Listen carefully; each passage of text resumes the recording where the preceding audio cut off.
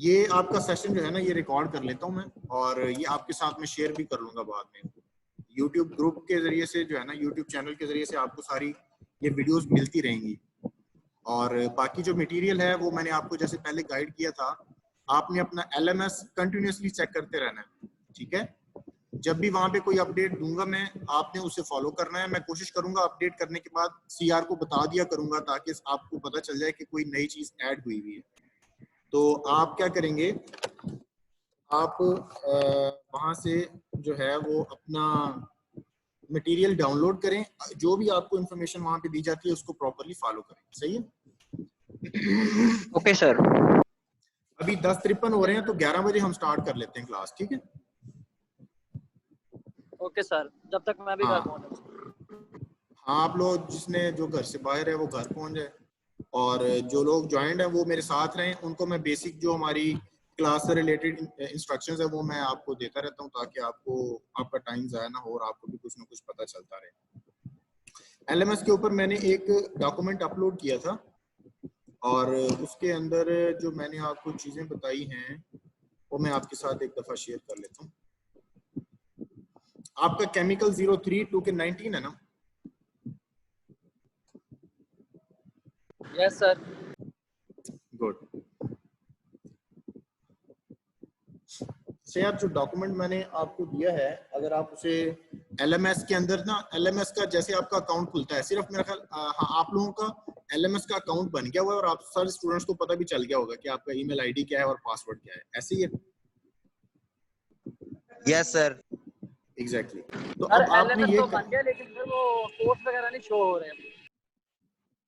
Course show नहीं हो रहे सर अभी कोर्स को रजिस्टर नहीं किया उन्होंने। 4-5 कोर्स शो हो रहे हैं, वर्कशॉप शो हो रही है सर। अच्छा, चलें, अगर नहीं भी हुआ तो बहुत उम्मीद है कि इसी वीक के अंदर ना हो जाएगा, ठीक है। तो मैं आपको बता देता हूँ, वहाँ पे मैंने ना LMS के ऊपर जैसे आप डैशबोर्ड पे जाते हो, आप वर्कशॉप प्रैक्टिस को ओपन करोगे तो आपको सामने एक कोर्स फोल्डर नजर आएगा। उस कोर्स फोल्डर के अंदर मैंने एक फाइल अभी अपलोड की हुई है, उसके अंदर आपकी जो लैब की आउटलाइंस अवेलेबल है, वर्कशॉप प्रैक्टिस लैब की आउटलाइंस, ठीक है। इसके अंदर जो है वो आपको बताया गया है कि बेसिक पर्पस क्या है इस कोर्स का, और इस कोर्स में हम क्या क्या चीजें कवर करेंगे, ठीक है। जैसे मैंने उस दिन भी आपको बताया था, 4 शॉप्स हैं डिफरेंट जो आपने इस कोर्स के अंदर कंप्लीटली स्टडी करनी है। एक है उसमें फिटिंग शॉप, एक वुड वर्क शॉप है, इलेक्ट्रिक शॉप है और मशीन शॉप है, ठीक है जी। आज हम मशीन शॉप को लेके चलेंगे, सही है। मशीन शॉप के अंदर अगर आप देखें तो जो ओवरऑल इसका एक यानी कि अगर आप ओवरव्यू उसका लेना चाहते हो तो वो ये है कि मशीन शॉप के अंदर हमने जो मटेरियल रिमूवल प्रोसेसेस हैं वो परफॉर्म करना सीखना है। यानी फॉर एग्जांपल आपके पास माइल्ड स्टील का कोई एक रॉ मटेरियल है, ठीक है, आप उससे जो है ना वो एक शाफ्ट बनाना चाह रहे हैं, या उससे एक बोल्ट बनाना चाह रहे हैं, या उससे कोई ऐसा पार्ट बनाना चाह रहे हैं जिसकी एक स्पेशल शेप है, जिसमें डायामीटर डिफरेंट है, एक जगह से ज्यादा डायामीटर है, दूसरी जगह से कम डायामीटर है, और उसमें एक होल भी है, और एक साइड पे उसमें हेक्सागोनल जो है ना उसका हेड भी बना हुआ है।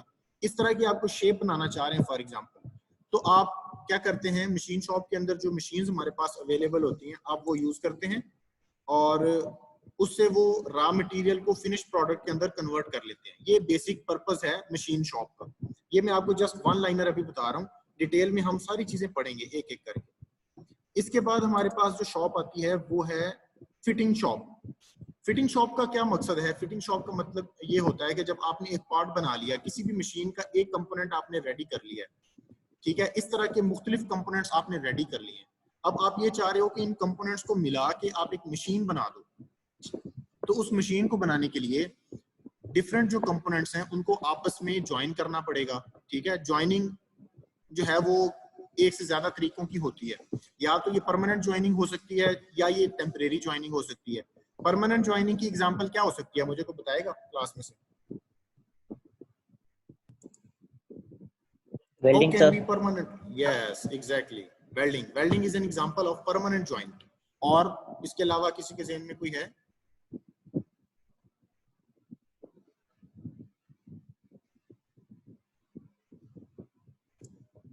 और किसी के ज़हन में कोई है इसकी एग्जांपल? अच्छा मैं बता देता हूँ, इसकी और एग्जांपल्स होती हैं। आपने एक सुना होगा नाम ब्रेजिंग का, ब्रेजिंग, सोल्डरिंग, जिस तरह ये वो काविये के साथ टांके नहीं लगा रहे होते, आपने देखा होगा। ये जो इलेक्ट्रॉनिक इक्विपमेंट या इलेक्ट्रॉनिक जो सर्किट बना रहे होते हैं, वो काविये से छोटे छोटे टांके लगा रहे होते हैं, उसे हम सोल्डरिंग का प्रोसेस कहते हैं। सोल्डरिंग वायर होती है, उसको हीटअप करते हैं, तो जिस जगह पे वो मोल्टन सोल्डर वायर लगती है वहां पे वो परमानेंट जॉइंट बना देती है। इसी तरीके से ब्रेजिंग का एक प्रोसेस होता है, वो भी जो है ना इसी तरीके से हम कर रहे होते हैं। उसमें क्या होता है, हमारे पास ब्रास की वायर या ब्रास का मटेरियल होता है, उसको हम मेल्ट करते हैं और जिन दो पार्ट्स को ज्वाइन करना हो उनके बिल्कुल सेंटर के अंदर करीब रख के उसके ऊपर मोल्टन जो हमारा ब्रास होता है उसको हम लगा देते हैं। तो ये हमारा प्रोसेस जो है ना वो ब्रेजिंग का होता है। इस तरीके से जो है ना ये हमारी परमानेंट ज्वाइनिंग के प्रोसेस है। इसी तरीके से टेम्परेरी ज्वाइनिंग के प्रोसेसेस भी होते हैं। उसकी एग्जांपल कौन देगा? कोई है जो यहाँ पे एग्जांपल दे? लगा के कर सकते हैं पेच वगैरह। यस एग्जैक्टली, ये जो पेच है ये एक एग्जांपल है। इसे हम कहते हैं नट बोल्ट्स की मदद से किसी भी दो पार्ट्स को आपस में ज्वाइन करना। ठीक है, यानी दो पार्ट्स जो आप ज्वाइन करना चाह रहे हो उन दोनों के अंदर पहले आप होल बनाते हो, होल के अंदर फिर इंटरनल थ्रेडिंग करते हो, और इंटरनल थ्रेडिंग करने के बाद आप नट बोल्ट्स की मदद से बोल्ट को इंसर्ट करके आप रोटेट करते जाते हो। जब वो टाइट हो जाता है फिर उसको नट की मदद से जो है ना उसको जो है ना वो क्या कहते हैं टाइट फिट बना दिया जाता है। तो ये एक प्रोसेस होता है जिसके जरिए से हम टेम्परेरी ज्वाइनिंग अचीव करते हैं। ठीक है, टेम्परेरी ज्वाइनिंग। टेम्परेरी इसलिए क्यों कहते हैं कि अगर फॉर एग्जांपल हमें किसी मशीन पार्ट की मेंटेनेंस करनी पड़ती है तो हम नट को लूज करते हैं और हमारे जो पार्ट्स हैं वो जो है ना डिसअसेंबल हो जाते हैं। वेल्डिंग के केस में ऐसा नहीं होता। वेल्डिंग के केस में ये होता है कि जब आपने एक दफा जॉइंट लगा दिया फिर आप उसको काटोगे या किसी परमानेंट जो है ना वो डिसअसेंबली के प्रोसेस को यूज करोगे उसको खत्म करने के लिए। वो मशीन पार्ट जो है ना वो डिसअसेंबल नहीं हो सकता इस तरीके से कि आप मेंटेनेंस करो और दोबारा वहां पे सेम उसी तरीके से दोबारा उसको जोड़ दो, वेल्डिंग अगर आपने की हुई है। ठीक है जी, तो इस तरह करके ये प्रोसेस चलता है। आप लोग इसको इस तरीके से करोगे कि ये सेकंड जो हमारा फिटिंग शॉप का जो प्रोसेस है इसमें हम असेंबली और डिसअसेंबली के बारे में पढ़ेंगे। ठीक है, इसके बाद हमारे पास आती है वुड वर्कशॉप। वुड वर्कशॉप में हम क्या काम करेंगे? वुड वर्कशॉप के अंदर हम देखेंगे कि वुड कितनी किस्म की होती है, कौन सी वुड इंजीनियरिंग एप्लीकेशन के लिए मुनासिब है, और वुड के डिफरेंट पार्ट्स बना के आपस में असेंबल किस तरीके से किए जा सकते हैं, और कौन कौन से टूल्स यूज किए जाते हैं जो हम वुड वर्कशॉप के अंदर यूज करके वुड से कोई भी हम कारआमद चीजें बना सकते हैं। हमारे इर्द गिर्द आप देखते हैं बहुत सारी चीजें जो वुड से बनी हुई होती है। ठीक है, और इनको हम यूज कर रहे होते हैं डिफरेंट एप्लीकेशंस के लिए। अगर फॉर एग्जांपल कोई ऐसी चीज है, आपको इंजीनियरिंग एप्लीकेशन है, आप कोई for example machine part design कर रहे हैं, आपको वहां पे अगर आप मेटल लगाते हो तो आपको मेटल के जरिए से वो एप्लीकेशन नहीं मिल रही। फॉर एग्जांपल आपको लाइट वेट मटेरियल वहां पे चाहिए, आपको जो है ना वो डिफॉर्मेबल मटेरियल चाहिए, आपको ऐसा मटेरियल चाहिए कि उसके साथ इन कॉन्टेक्ट जो दूसरा कंपोनेंट आएगा उसको जो है ना आप चाह रहे हो कि वो अब्रेशन ना हो उसके ऊपर जो है ना उसके मटेरियल उसकी इरोजन ना हो मटेरियल की, तो फिर आप वुड को अक्सर यूज कर रहे होते हैं। मकसद ये है कि वुड भी इंजीनियरिंग एप्लीकेशन के अंदर यूज होती है। तो जब आप वुड यूज कर रहे होते हो तो वुड की इंजीनियरिंग एप्लीकेशन से पहले आपको पता होना चाहिए कि वुड को मैनिपुलेट कैसे कर सकते हैं। आप वुड को आप जो है वो कैसे कैसे कर सकते हैं, इसकी सरफेस फिनिशिंग कैसे कर सकते हैं, इसमें सुराख कैसे कर सकते हैं, इसको वुड को दूसरे वुड के पार्ट के साथ अगर आपने ज्वाइन करना है तो कितने मेथड हैं, जॉइंट्स के कौन कौन से तरीके हैं जो हम यूज कर रहे होते हैं। आपने देखा होगा अभी जहां जहां पे आप लोग बैठे हुए हैं, अगर आप अपने आसपास इर्द गिर्द देखें तो आपको हर किसी को किसी ना किसी फॉर्म में वुड कहीं ना कहीं अप्लाई हुई नजर आएगी, और आपको नजर आएगा कि वो जो है ना वो जॉइंट है। फॉर एग्जांपल चेयर्स होंगी, स्टूल्स होंगे, या आपको टेबल्स नजर आ रहे होंगे। तो ये हमारी वो चीजें हैं जो हमने नॉन इंजीनियरिंग एप्लीकेशन या लेस जो है ना वो टेक्निकल जॉब के लिए हमने ये वुड को यूज किया हुआ है। लेकिन यहाँ पे जो जॉइंट के मेथड है, ये मेथड और जो हम पढ़ेंगे उन सब को यूज करके यूजफुल प्रोडक्ट्स बनाई जा सकती हैं फ्यूचर में। ठीक है, एक बात। अच्छा, उसके बाद हमारे पास आ जाती है जो एंड में हमने पढ़नी है वो इलेक्ट्रिक शॉप है। इलेक्ट्रिक शॉप के अंदर आप बेसिक जो है ना टाइप्स ऑफ केबल्स पढ़ेंगे कि कौन कौन सी टाइप की केबल मार्केट के अंदर अवेलेबल है और किस एप्लीकेशन के लिए यूज होती है, सिंगल फेज और 3 फेज के अंदर क्या डिफरेंस है, डिफरेंट अप्लायंसेस कितना करंट, कितनी वोल्टेज और कितनी पावर के ऊपर ऑपरेट करती हैं। आपने अगर फॉर एग्जांपल अपने घर का कोई स्विच बोर्ड डिजाइन करना है, एटलीस्ट इतना तो आपको अभी आइडिया हो जाएगा इसके अंदर कि आप वो किस तरीके से डिजाइन करोगे, आप वायर कौन सी यूज करोगे, केबल और वायर में क्या डिफरेंस होता है, और इनकी जो डिफरेंट डेजिग्नेशंस हैं उनको कैसे यूज किया जा सकता है, ट्रांसमिशन लाइंस क्या होती हैं, और जो है हमारी सर्किट लाइंस क्या होती हैं, सर्किट बोर्ड कैसे बनते हैं। ये बेसिक चीजें जो है ना वो सारी हम इसके अंदर पढ़ेंगे और इसको अप्लाई करना सीखेंगे। ठीक है, ये सारा नॉलेज आपको यूज होगा। एटलीस्ट अभी जो हम आपको एक प्रोजेक्ट दूंगा मैं आपको, जो आपने जो है ना वो इंडिविजुअली सबमिट करवाना होगा, उसमें आपने ये करना है कि आपने वो, खैर उसके ऊपर हम डिस्कशन करते हैं कि उसके क्या क्या पार्ट्स होंगे और किस तरीके से उसको आप जो है ना फुलफिल करोगे। फिलहाल ये है कि आपने इस चीज को ऐसे लेके चलना है कि ये हमारा मेन ऑब्जेक्टिव है इस वर्कशॉप का। सही है, तो अब मेरा ख्याल है काफी लोग आ गए हैं, तो हम इसको प्रॉपर्ली स्टार्ट करते हैं। सिर्फ 2-3 इंस्ट्रक्शंस हैं जो आपको बताना बहुत जरूरी है कि 75% अटेंडेंस मैंडेटरी है। ठीक है, ये इससे कम जो है ना वो प्रॉब्लम हो जाएगी मेरे लिए भी, मैं भी आपको अलाउ नहीं कर पाऊंगा और आपको भी काफी चक्कर लगाने पड़ेंगे फिर हायर अथॉरिटीज के ऑफिसेज में। उसके बाद जो है ना जो आपको टास्क दिया जाएगा मोस्टली LMS के ऊपर अपलोडेड होगा, वहां से आपने उसको लेना है, उसको फुलफिल करना है और टाइमलाइन के अंदर अंदर सबमिट करवाना है। ठीक है बेटा, और उसके बाद आपने ये करना है, जो आपको क्विज़ेस दिए जाएंगे वो अपने क्लास के अंदर सॉल्व करने होंगे और उसका रीटेक नहीं होगा। यानी अगर फॉर एग्जांपल कोई बंदा क्लास में नहीं है और नेक्स्ट टाइम कहता है सर मैं क्लास में नहीं था, मेरा XYZ को प्रॉब्लम हो गया था, तो आपने मुझे मेरा अब ले लें क्विज, तो क्विज सरप्राइज होंगे सारे। ठीक है, एटलीस्ट 4 क्विजेस होंगे आपके इस टोटल क्लास में। एक ही दफा में 4 भी हो सकते हैं और डिफरेंट 4 क्लासेस में भी 4 हो सकते हैं, किसी भी तरीके से आ सकते हैं, एंड में भी हो सकते हैं, बिल्कुल स्टार्ट में भी हो सकते हैं। तो जो जो आपको पढ़ाया जाता रहेगा, आपसे ये एक्सपेक्ट किया जा रहा है कि आपको जो चीज पढ़ाई जाएगी उसके रेलेवेंट जो लैब का मैनुअल का मटेरियल आप उसे स्टडी करेंगे और उसे फिर आपने फॉलो करते हुए आपने प्रिपरेशन करनी है नेक्स्ट क्लास के लिए। और जब आप आएंगे तो मैं ये एक्सपेक्ट करूंगा कि आप हर चीज पढ़ के आए हुए हैं, ताकि हम नेक्स्ट चलें और प्रीवियस नॉलेज को आप यूज करते रहें हर प्रोसेस के दौरान। ठीक है, इज दैट क्लियर? सर इंशाल्लाह sir. Yes sir. Okay okay सही है। तो हमारे पास अब 27 पार्टिसिपेंट्स हैं, तो हम अच्छा अब आप मुझे ये बताएं, लास्ट टाइम जो हमने पढ़ा था उसके अंदर अगर किसी को किसी किस्म का कोई इशू है तो वो मुझे बताया। जो आपने मेजरमेंट की थी, आपको याद होगा, आपको मैंने एक टेबल लिखवाया था और उसमें डिफरेंट ऑब्जेक्ट्स थे, आपने मेजरमेंट उनकी की थी, कैलकुलेशंस की थी और वो टेबल कंप्लीट किया था। ये आपका लास्ट टाइम का एक टास्क था जो आपने कंप्लीट किया था। अब आप मुझे बताएं उसमें किसी को कोई किसी किस्म का प्रॉब्लम हो तो वो मेरे साथ शेयर कर लें। किसी को कोई प्रॉब्लम तो नहीं है? No sir. ओके सही। अच्छा, अब आपको एक असाइनमेंट मैंने दी थी जो कि आपने नेक्स्ट वीक में लेके आनी है मेरे पास। उस असाइनमेंट से रिलेटेड अगर किसी का कोई क्वेश्चन है तो वो आप मुझे बताएं।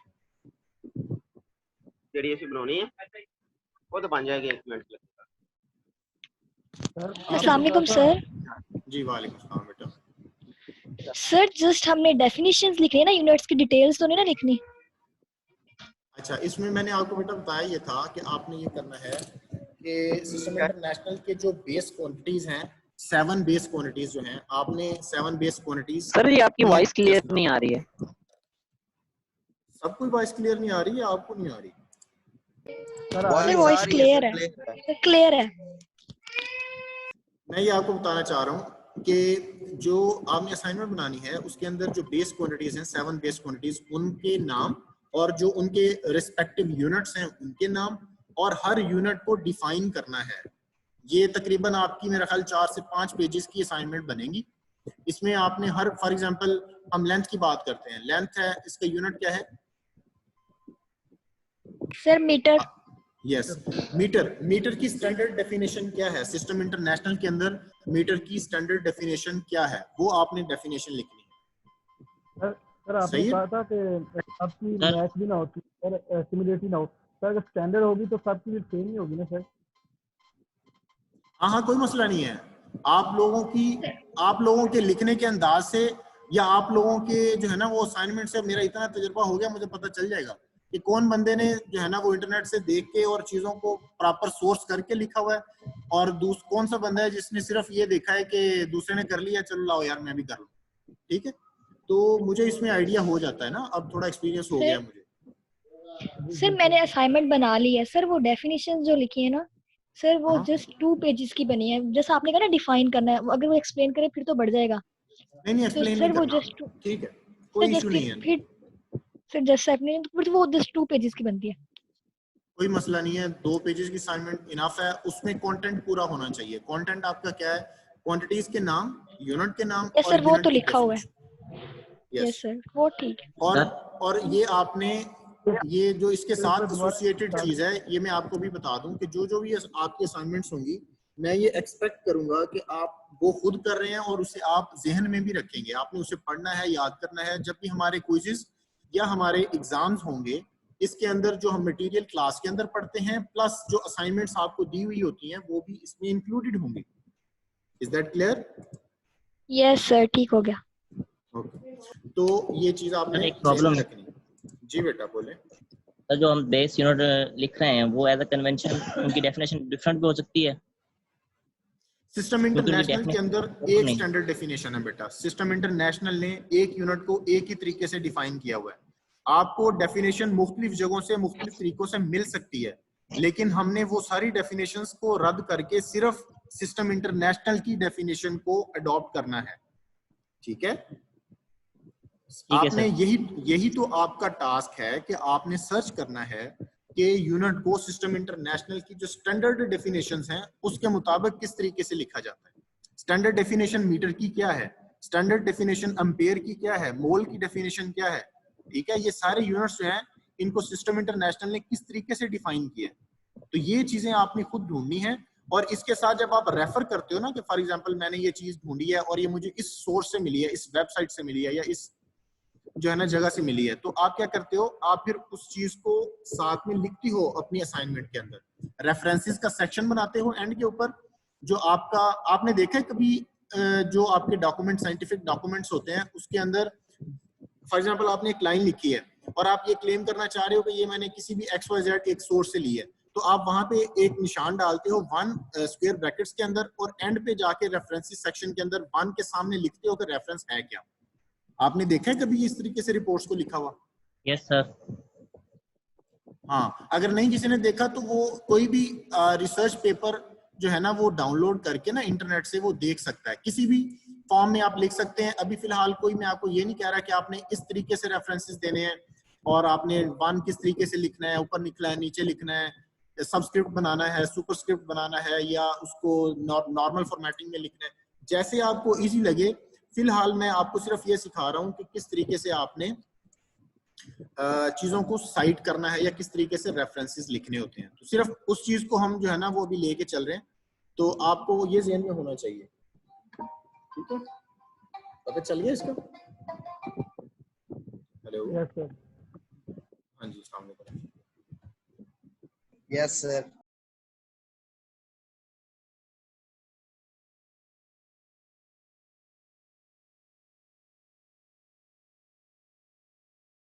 सर ये सबमिट कब नेक्स्ट वीक करानी है ना?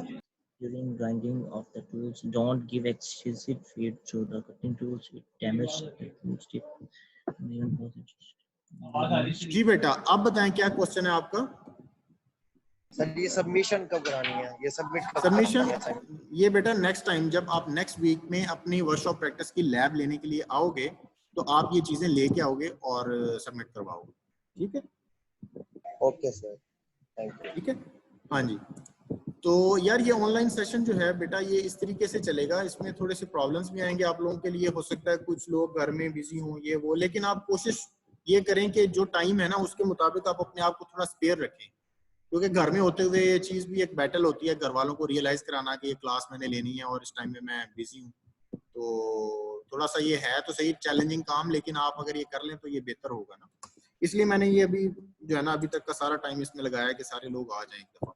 अच्छा, अभी बेटा हम चलते हैं नेक्स्ट जो हमारा आज का लैब सेशन है, इसके अंदर हमने क्या करना है। जैसे मैंने आपको बताया कि हमने 4 डिफरेंट शॉप्स हैं जो हमने पढ़नी है। उसमें सबसे पहली शॉप है मशीन शॉप। आज हम मशीन शॉप को स्टार्ट कर रहे हैं। और इसका हम एक एक्सपेरिमेंट आज देखेंगे, इसके अंदर क्या क्या चीजें हैं। आपको स्क्रीन नजर आ रही है? Yes sir. Yes sir. हाँ जी, स्क्रीन के ऊपर जो है ना वो मशीन शॉप का जो लेक्चर है वो आपको नजर आ रहा है ना सबको? Yes sir. ओके, जी सर। यस सर, आ रही है नजर। शाबाश, सही है। अच्छा, ये थोड़ा सा लेंथी है, इसको हम थोड़ा जल्दी कवर करने की कोशिश करेंगे, ठीक है? आपने साथ साथ रहना है, अगर कोई क्वेश्चन है तो उसे नोट करते जाएं। एंड पे मैं आपको क्वेश्चन आंसर के लिए दूंगा टाइम, तो आपने उसके अंदर इसको जो है ना वो चीजों को क्लियर कर लेना है, ठीक है?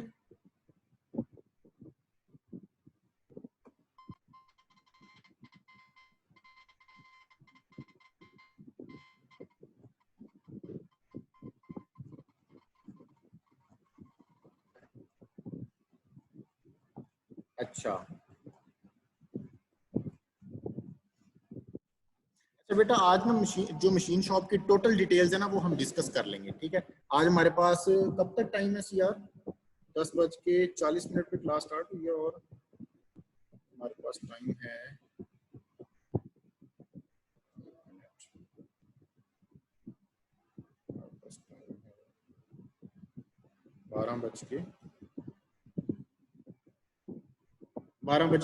1 बजे तक का टाइम है हमारे पास, ठीक है? हमारे पास तकरीबन 2 घंटे हैं।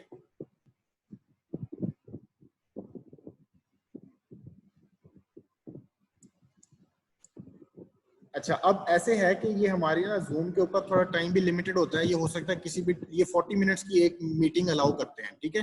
तो 40 मिनट्स की जैसे ये मीटिंग एंड होती है, मैं नेक्स्ट मीटिंग का आपको लिंक सेंड कर दूंगा, तो आपने फौरी उसके ऊपर ज्वाइन हो जाना है। उसके अंदर हम इंशाल्लाह कोशिश करेंगे इसको फाइंड अप कर लेंगे नेक्स्ट 40 मिनट्स के अंदर, ठीक है? सुन रहे हैं सब मुझे? Yes sir. Okay okay, good.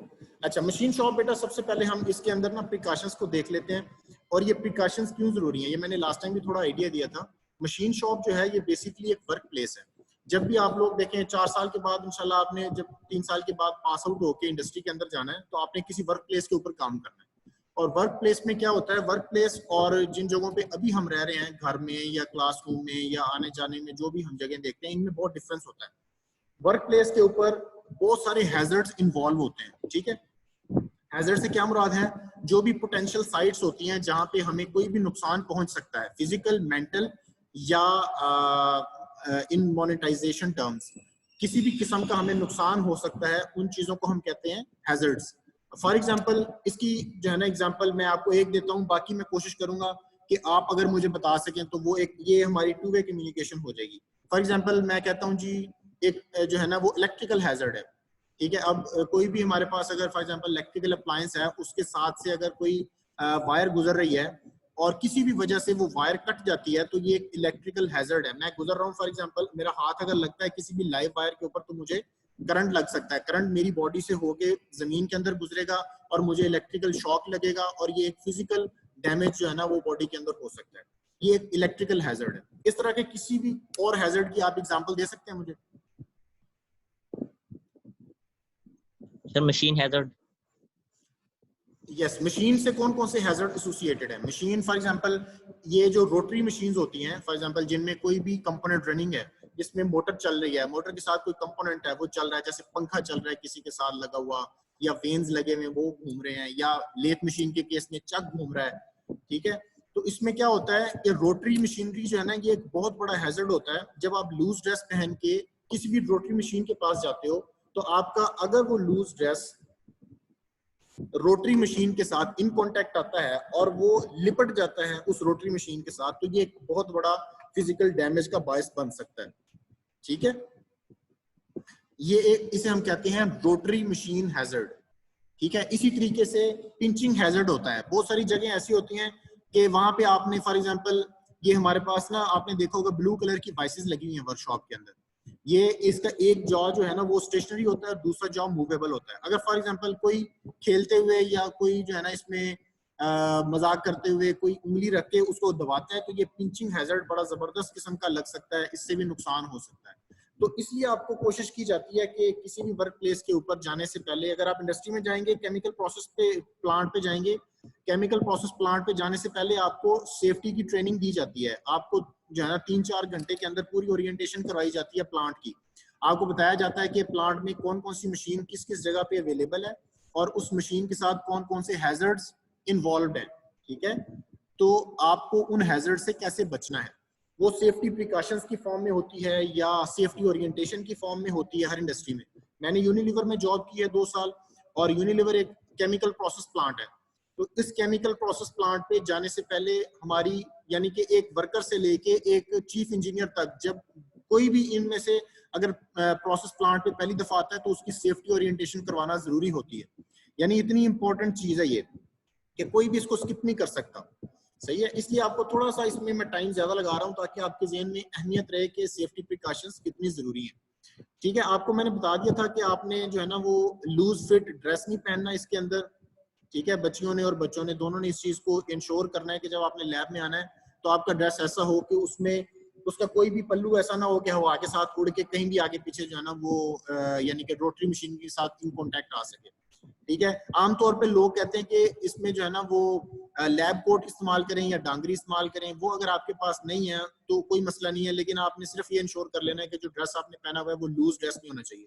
बच्चों के लिए तो ये रिकमेंडेशन है, और बल्कि मैं आपको जरूरी कहूंगा कि आपने पैंट शर्ट ही पहन के आनी है, और शर्ट जो है ना वो पैंट के अंदर होनी चाहिए, और आपके जो शूज हैं वो जो है ना खुले शूज ना हो, आपके सेफ्टी शूज हों, या एटलीस्ट सैंडल वगैरह ना पहने, बंद शूज पहन के। बाकी ये कुछ चीजें लिखी हुई आप पढ़ लीजिएगा, ये आपको हेल्प करेंगी। इसके बाद हम आते हैं अपनी मशीन शॉप के ऊपर, जो एग्जैक्ट हमारी मशीन शॉप में होता क्या है, हम क्या करते हैं मशीन शॉप में। जैसे मैंने आपको ओवरव्यू बताया था, कोई भी पार्ट अगर आपने मटेरियल रिमूवल प्रोसेस से जो है ना वो मैन्युफैक्चर करना है तो इस प्रोसेस को हम परफॉर्म करते हैं ऐसी जगह पे जिसे हम मशीन शॉप कहते हैं, ठीक है।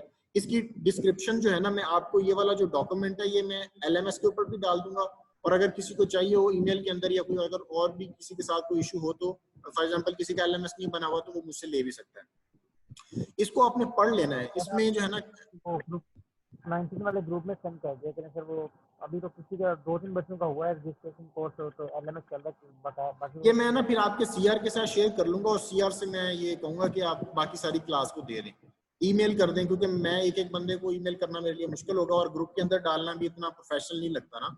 तो अगर आप इसको ईमेल के जरिए से ले लें तो ये ज्यादा बेहतर रहेगा, और आपके पास वो सेव भी रहेगा बाद में ईमेल में, अगर आपको फॉर एग्जाम्पल महीने के बाद जरूरत पड़ती है और आप उसको एक्सेस कर सकते हैं ना,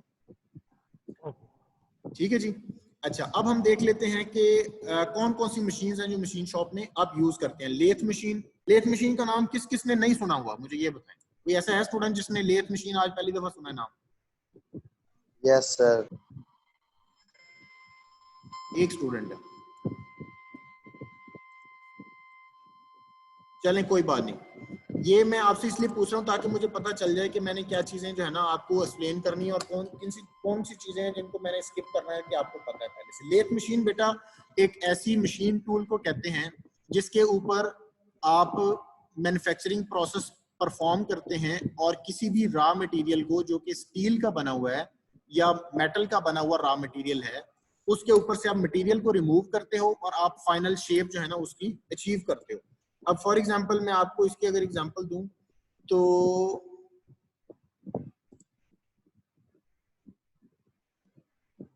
आपको नजर आ रहा है ये जो मैं अभी बना रहा हूँ, ये नजर आ रहा है किसी को? ये मैंने जो अभी एक सर्कल बनाया, ये नजर आ रहा है सबको? Yes sir. ओके, अच्छा यस सर सबको। ओके ठीक है, इसको हम पेंट में ले जाते हैं और पेंट में आपको बना।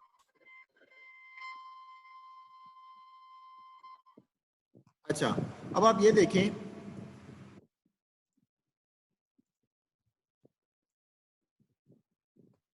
मैं आपको ये बताना चाह रहा था कि फॉर एग्जांपल आपके पास जो है ना एक ऐसा स्टील का रॉड है, सही है, और इसकी डायमेंशन जो है ना वो आपको गिवन है, यानी यहाँ से लेके यहाँ तक जो इसकी लेंथ है that is for example 20 centimetre. वैसे चलें स्टैंडर्ड जो है ना इसका वो यूज करते हैं हम, फॉर एग्जांपल 20 मीटर है, ठीक है, और इसका जो ये डायामीटर है ये फॉर एग्जांपल 1 मीटर है।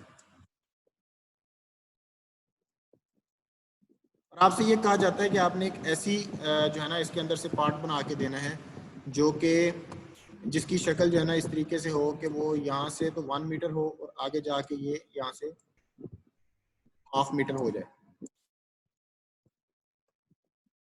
ठीक है, यहाँ से लेके यहाँ तक जो है ना लेंथ फॉर एग्जांपल ये है 10 मीटर। समझ नजर आ रहा है ना सबको?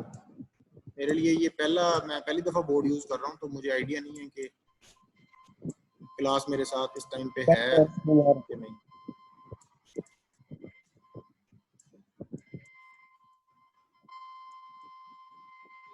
सर ये क्या कह रहे हैं मुझे समझ नहीं आ रही। क्वेश्चन अगर किसी का है तो वो बताए। सर ये पैराग्राफ में लिखा हुआ नहीं नजर आ रहा। पैराग्राफ में लिखा हुआ नजर नहीं आ रहा? नहीं सर सर ये सर समझ सर आ रहा है 0.5 मीटर लिखा हुआ है। हाँ हाँ हाँ, सर तो समझ यही मैं आपको सर राइटिंग ये मैं आप हाँ हाँ सर राइटिंग के ऊपर लिखा हुआ है, समझ में नहीं आ रहा। राइटिंग के ऊपर लिखा हुआ है। अच्छा जी okay okay okay okay okay अच्छा अच्छा अच्छा अच्छा, अब मैं समझ गया हूँ आप क्या कहना चाह रहे हैं। अच्छा यार, ये असल में ना ये मैं पेंट खोल के उसमें बना रहा था, लेकिन आपको वो नजर नहीं आ रहा। इसको हम ऐसे करते हैं, इसको किसी वाइट जगह पे ले जाते हैं। फॉर एग्जांपल इसको, अब नजर आ रहा है सबको? सब ठीक है। अभी भी नहीं नजर आ रहा होगा।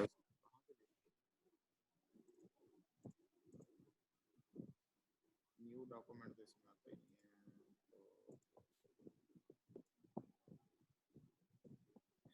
अब नजर आ रहा है? अब ठीक है सर, अब ठीक है। यस ये सर। सर अच्छा अब इसको, हाँ अब इसको अगर हम देखें तो ये आपको नजर आ रहा होगा 0.5 मीटर। अब ये वाली जो चीज है ना, ये आपके पास ओरिजिनल है जो नीचे बनी हुई है। इससे आपने बनानी है ये ऊपर वाली चीज, यानी कि इसमें आप देखें तो इसका डायमीटर शुरू में 1 मीटर है अप टू 10 मीटर्स। उसके बाद इसका डायमीटर हाफ हो जाता है अगले 10 मीटर्स के लिए। तो आप क्या करोगे, आप लेथ मशीन के ऊपर इसको यहां से होल्ड करोगे और इसको रोटेट करवाओगे। लेथ मशीन क्या करती है, वर्क पीस को रोटेट करवाती है हाई आरपीएम के ऊपर, और आप कटिंग के लिए जो आपका टूल कटर होता है, कटर टूल, उसको आप इसके बिल्कुल इन कॉन्टेक्ट लेके आते हैं और उसके ऊपर शार्प एज बना होता है। उस शार्प एज की वजह से मटेरियल रिमूव होना शुरू हो जाता है। आप यहाँ से मूव करते करते करते यहाँ तक आते हैं, मटेरियल को रिमूव कर देते हैं।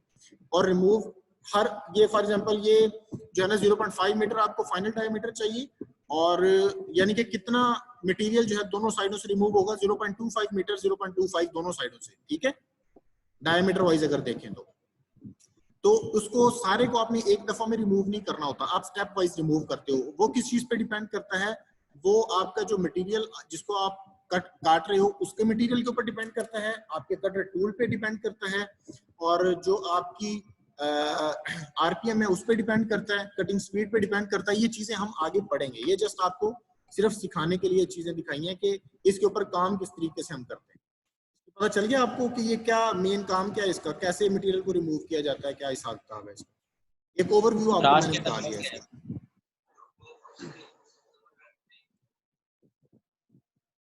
क्या कह रहे हैं समझ नहीं आई मुझे। हेलो,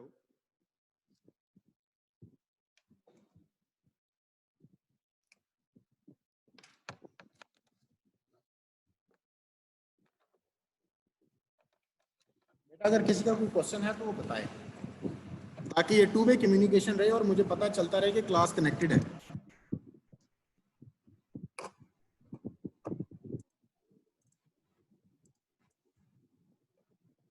मेरी आवाज आ रही है सब? नो सर, कोई क्वेश्चन नहीं। यस सर, आ रही है आवाज आपकी। सही है, थैंक यू बेटा। अच्छा चलिए अब आगे चलते हैं। ये आपको एक ये नजर आ रही है लेथ मशीन की फिगर? जैसा नजर आ रही। हाँ जी सर। अच्छा बेटा, अगर इसको आप देखो तो मैं आपको इसमें थोड़ा सा समझाऊं कि इसमें मेन पार्ट्स क्या हैं और इनके फंक्शन क्या हैं। ये वैसे डिटेल में लिखा हुआ है, इसको आप खुद पढ़ेंगे आपको बहुत सारी चीजों का पता चलेगा, और नीचे इसकी डिस्क्रिप्शन भी लिखी हुई है कि कौन कौन सी जो है ना पार्ट्स का क्या क्या फंक्शन है। ये नीचे सारी डिटेल है उसकी, ये सारी डिटेल है, तो आप इसको पढ़ सकते हैं खुद। मैं आपको 3-4 मेन जो इसके पार्ट्स हैं उसके बारे में बता देता हूँ। ये आपको ये कर्सर नजर आ रही है, कर्सर नजर आ रही, एनोटेट करवाता हूँ। ये वाला जो पार्ट है ना, ये वाला, यस सर। इसे हम कहते हैं चक। चक क्या होता है? CHUK। चक का मतलब ये होता है कि यहाँ पे आपने वर्क पीस को होल्ड करवाना है। यानी जो हमने रॉड शुरू में सोचा था, जो 1 मीटर डाया का और 20 मीटर लेंथ का रॉड था, उसको यहाँ पे एक साइड से होल्ड करवाते हैं इसमें। सही है। और ये जो चक है, इसके पीछे एक मोटर लगी होती है और मोटर को जब ऑन करते हैं तो ये चक रोटेट करना शुरू कर देता है, बिल्कुल वैसे ही जैसे घरों में लगे हुई हमारी मोटरें जो है ना हमारे पंप को ऑपरेट करवाती हैं और पानी निकलता है जमीन से। ठीक है, उसी तरीके से ये रोटेट करना शुरू कर देता है। हमारे पास वेरिएबल जो है ना कुछ इसमें होती हैं स्पीड्स, डिफरेंट स्पीड्स के ऊपर इसको रोटेट करवाया जा सकता है। अच्छा, ये जब यहाँ से रोटेट होता है तो उसके बाद ये वाली जो जगह लगी हुई है जिसे हम कह रहे हैं, ये जो टूल पोस्ट है, टूल पोस्ट के ऊपर हमने अपना टूल जो है ना, यानी ये कटिंग टूल यहाँ पे इंस्टॉल करते हैं और वो कटिंग टूल वर्क पीस के साथ इन कॉन्टेक्ट लेके आते हैं। और ये यहाँ से अगर आप देखो तो ये यहाँ से मूव भी हो सकता है। यानी कटिंग जो हमारा कटिंग टूल होता है, वो ये जो हैंडल लगा हुआ है, इस हैंडल और इस हैंडल की मदद से इसको हम रोटेट करके लेफ्ट वाइज और राइट वाइज मूव करते हैं। और ये जो छोटा सा हैंडल लगा हुआ है, इसकी मदद से इसको हम क्रॉस फीड देते हैं। ठीक है, क्रॉस फीड का क्या मतलब है कि हमने टूल को जितना मूव करेंगे उतना ही वर्क पीस से ज्यादा मटेरियल रिमूव होगा। यानी इसको अगर हम वर्क पीस की तरफ ज्यादा मूव करवाते हैं, वर्क पीस की तरफ, और इन कॉन्टेक्ट लेके आते हैं वर्क पीस के, और यहाँ से इसको घुमा के लेफ्ट साइड पे लेके जाते हैं, तो मटेरियल को ज्यादा मटेरियल रिमूवल होता है और जो वर्क पीस है वो जल्दी से जो है ना वो तैयार हो सकता है। ठीक है, और इसकी भी एक लिमिट होती है। ऐसा नहीं है कि आप एक ही टाइम में सारा मटेरियल रिमूव कर सकते हैं। आप 1 mm 2 mm एक टाइम में प्रैक्टिकली मटेरियल को रिमूव कर रहे होते हैं, और वो डिपेंड कर रहा होता है आपके टूल मटेरियल के ऊपर और कूलेंट आप कौन सा यूज कर रहे हैं। क्योंकि जब भी मेटल टू मेटल कांटेक्ट होता है, बहुत ज्यादा फ्रिक्शन होती है, और फ्रिक्शन की वजह से हीट क्रिएट होती है, और हीट की वजह से टूल टिप भी खराब होती है और टूल जल भी सकता है और टूल टूट भी सकता है। यानी इसमें डिफरेंट हैजर्ड्स भी इन्वॉल्व हैं और जो है ना वो टूल फेलियर भी हो सकती है। इसलिए आप क्या करते हो, आप वाइजली डिसाइड करते हो कि आपने इसकी स्पीड को या डेप्थ ऑफ कट को कितना रखना है। इसे डेप्थ ऑफ कट कहते हैं। यानी ये tool cross wise material work piece की तरफ जितना मूव होता है, यानी एक टाइम में जितना वो मटेरियल कटता है वर्क पीस से, उसे हम डेप्थ ऑफ कट कह रहे होते हैं। और ये जो इसकी लेंथ वाइज मूवमेंट है, इस तरफ से ऐसे इस तरफ को जो मूवमेंट है, इस तरफ को, इसे हम कहते हैं फीड। यानी एक रेवोल्यूशन के अंदर ये जितना मूव करेगा लेफ्ट वाइज, उसे हम फीड कह रहे होते हैं। ठीक है बेटा? यस सर, ठीक है। हाँ जी, हाँ जी। डेप्थ ऑफ कट, फीड, ये हमारी जो है ना इसकी टर्मिनोलॉजीज हैं, इनको हम आगे देखेंगे डिटेल में। और बाकी जब आप यहाँ पे नेक्स्ट वीक में आके परफॉर्म करोगे, फिर आपको एक दफा समझा देंगे ताकि आपको चीजें पता चलें, और आप जब हाथ से काम करोगे तो आपको बड़ा आसानी से समझ आ जाएंगी ये चीजें कि क्या क्या कैसे कैसे काम करती हैं। ये दो टर्म्स हो गई, एक डेप्थ ऑफ कट और दूसरी फीड। तीसरी जो इसके अंदर इंपॉर्टेंट चीज होती है वो होती है स्पिंडल स्पीड। जो मैंने अभी आपको बताया था कि जब मोटर को आप ऑन करते हो तो मोटर की जो स्पिंडल के साथ अटैच ये चक है, सेम वही आरपीएम आगे ट्रांसफर होती है। तो जिस आरपीएम के ऊपर मोटर रोटेट कर रही है, अगर वही आरपीएम आगे चक को मिल रहे हैं तो चक का आरपीएम जो है वो उसे हम कहते हैं स्पिंडल स्पीड, और इसका यूनिट होता है आरपीएम, रेवोल्यूशंस पर मिनट। हम देख रहे होते हैं 1 मिनट के अंदर कितने चक्कर ये चक लगा रहा है, वो आरपीएम बन जाती है, या उसे हम स्पिंडल स्पीड कहते हैं। ठीक है बेटा? अच्छा, अब इसके दरमियान में एक और मैकेनिज्म इन्वॉल्व होता है जिसे हम गियरिंग बॉक्स कहते हैं या बेल्ट पुली सिस्टम कहते हैं। उससे क्या कर रहे होते हैं हम, फॉर एग्जांपल अगर जो हमारा चक है इसके ऊपर हमें आरपीएम बहुत ज्यादा चाहिए या बहुत कम चाहिए, लेकिन मोटर तो वो एक ही है जो पीछे लगी हुई है, उसने चलना है और उसकी एक कांस्टेंट आरपीएम है। ठीक है, उसी आरपीएम पे उसने चलना है, उसको ऊपर नीचे नहीं कर सकते हम। ठीक है, लेकिन चक की आरपीएम हमें डिफरेंट चाहिए, तो हम क्या करते हैं, हम गियरिंग बॉक्स दरमियान में इंट्रोड्यूस करवाते हैं। गियरिंग बॉक्स का क्या फंक्शन होता है, आपने अगर गियरिंग रेशियोज पढ़ी हो, मशीन डिजाइन के अंदर एक बेसिक चीज होती है। गियरिंग रेशियो क्या होती है, वो आपको ये बताते हैं, अगर फॉर एग्जांपल किसी मोटर के साथ एक गियर आपने लगाया हुआ है, ठीक है, उसके साथ एक बड़ा गियर आपने इंगेज कर दिया है, बहुत बड़ा गियर, ठीक है, उससे डायमीटर 10 टाइम्स है फॉर एग्जांपल, तो आउटपुट के ऊपर आपको जो आरपीएम मिलेगा वो कम होगा या ज्यादा होगा? कम हो जाएगा। कम हो जाएगा। ज्यादा हो जाएगा। ज्यादा कैसे होगा? ज्यादा की रीजन बताएं। ज्यादा नहीं होगा बेटा, कम होगा। मैं आपको बताता हूँ कैसे कम होता है। देखिए, अगर फॉर एग्जांपल आपने मोटर के जो स्पिंडल रोटेट कर रही है उसके ऊपर एक गियर लगाया हुआ है जिसके टीथ हैं 10, ठीक है, और उसके साथ जो एक बड़ा गियर इंगेज किया हुआ है उसके फॉर एग्जांपल टीथ जो हैं उसकी जो तादाद है वो है 100, सही है। तो इसका मतलब ये है कि जो आपकी मोटर 10 दफा रोटेट करेगी तो आपका जो बड़ा गियर है वो 1 दफा रोटेट करेगा। समझ आ रही है इस बात की? Yes sir. मैं आपको ये बना के दिखा देता हूँ ताकि आपको आसानी से समझ आ जाए।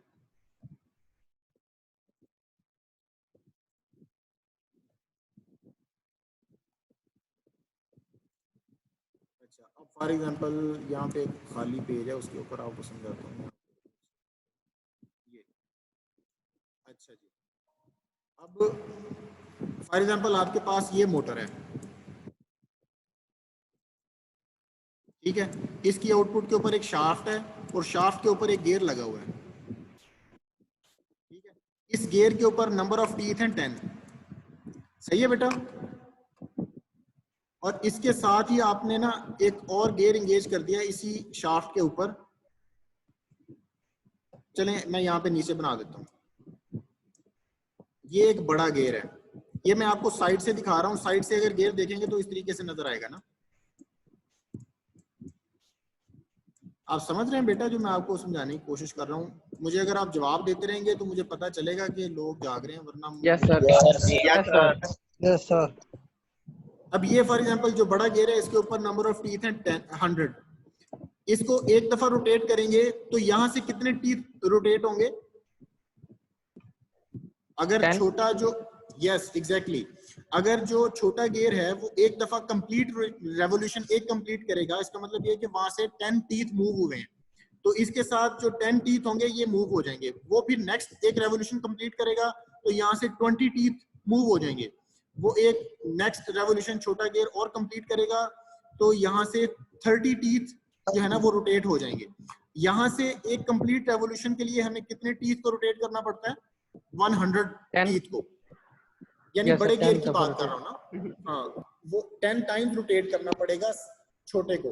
तो इससे क्या पता चलता है, यानी अगर 10 टाइम्स मोटर वाला गियर रोटेट करेगा तो जो बिगर गियर है वो एक दफा रोटेट करेगा, तो आउटपुट के ऊपर रेवोल्यूशंस कम हो गए ना। यानी 10:1 की हमें जो है ना गियरिंग रेशो मिल रही है कि अगर आप इनपुट के ऊपर 10 रेवोल्यूशन दे रहे हो तो आउटपुट के ऊपर 1 रेवोल्यूशन आ रही है। सेम यही कॉन्सेप्ट जो है ना वो यूज होता है जब आप यहाँ पे आते हो मोटर के ऊपर, इसकी मोटर के ऊपर, ठीक है। तो जब मोटर के आउटपुट के ऊपर आपने रेवोल्यूशंस कम करने हैं तो बड़ा गियर आप लगा देते हो, चक वाला गियर बड़ा कर देते हो, ठीक है। और जब आपने रेवोल्यूशंस को कम करना हो तो आप जो मोटर के ऊपर गियर लगा हुआ है वो बड़ा रखते हो और चक वाला गियर छोटा कर देते हो, ठीक है। उससे क्या होता है कि जब अगर मोटर का गियर बड़ा है और उसके साथ इंगेज किया हुआ जो चक का गियर है वो हाफ, नंबर ऑफ टीथ उसके ऊपर हाफ है, तो जब एक कंप्लीट रेवोल्यूशन होगी मोटर वाले गियर की तो चक वाले गियर की 2 रोटेशंस हो जाएंगी, यानी कि इसकी जो आउटपुट है वो डबल हो रही है। तो जो इनपुट के ऊपर रेवोल्यूशंस आएंगी, फॉर एग्जांपल 1000 आरपीएम हमें अगर इनपुट के ऊपर अवेलेबल है तो आउटपुट के ऊपर 2000 आरपीएम हो जाएंगे, यानी कि स्पिंडल स्पीड बढ़ जाएगी, ठीक है। इस कॉन्सेप्ट की समझ आ गई? किसी को कंफ्यूजन है तो वो पूछे मुझसे।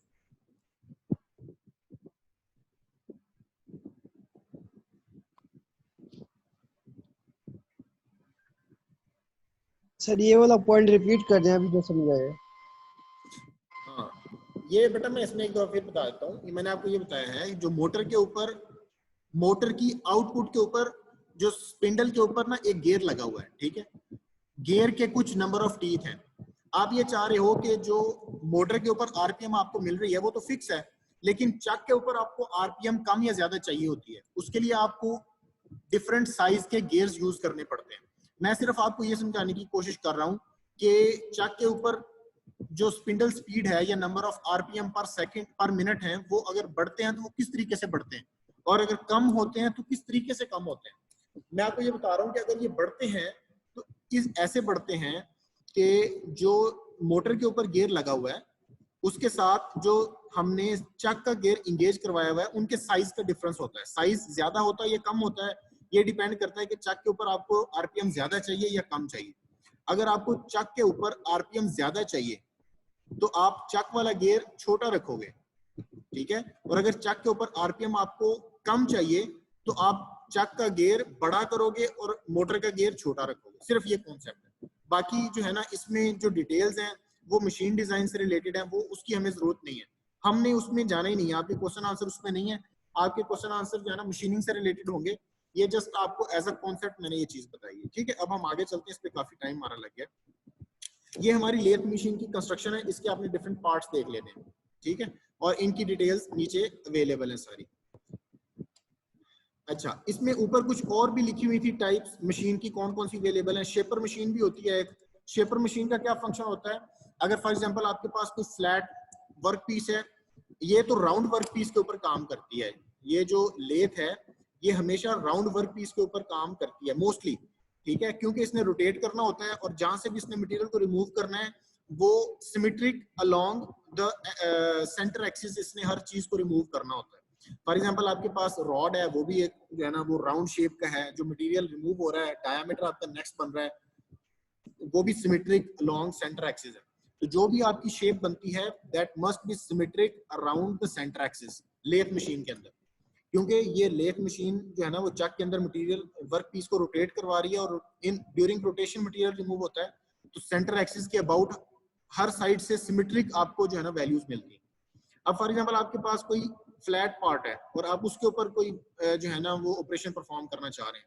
फॉर एग्जांपल आपके पास एक स्टील की शीट है जिसका साइज है 10 मिलीमीटर, 10 मीटर ज्यादा हो जाता है, 1 metre multiplied by 1 metre for example, और आपने उसके ऊपर ना फ्लैट एक ग्रूव लगाना है, फ्लैट ग्रूव, तो आप शेपर मशीन को यूज कर सकते हैं उसके लिए, ठीक है।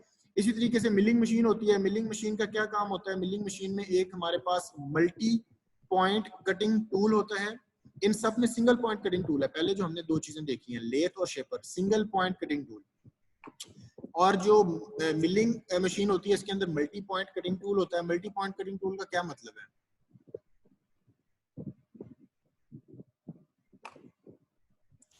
ये अगर टूल इस तरीके से है, ठीक है, और ये इसकी टिप है, और टिप जो है ना सिंगल एक पॉइंट है, यानी वर्क पीस के साथ सिर्फ ये एक पॉइंट ही इन कांटेक्ट आना होता है। अगर ये सिर्फ एक पॉइंट इन कांटेक्ट आएगा तो हम इस टूल को कहेंगे सिंगल पॉइंट कटिंग टूल। अगर फॉर एग्जांपल एक टूल है उसकी ज्योमेट्री इस तरीके से है,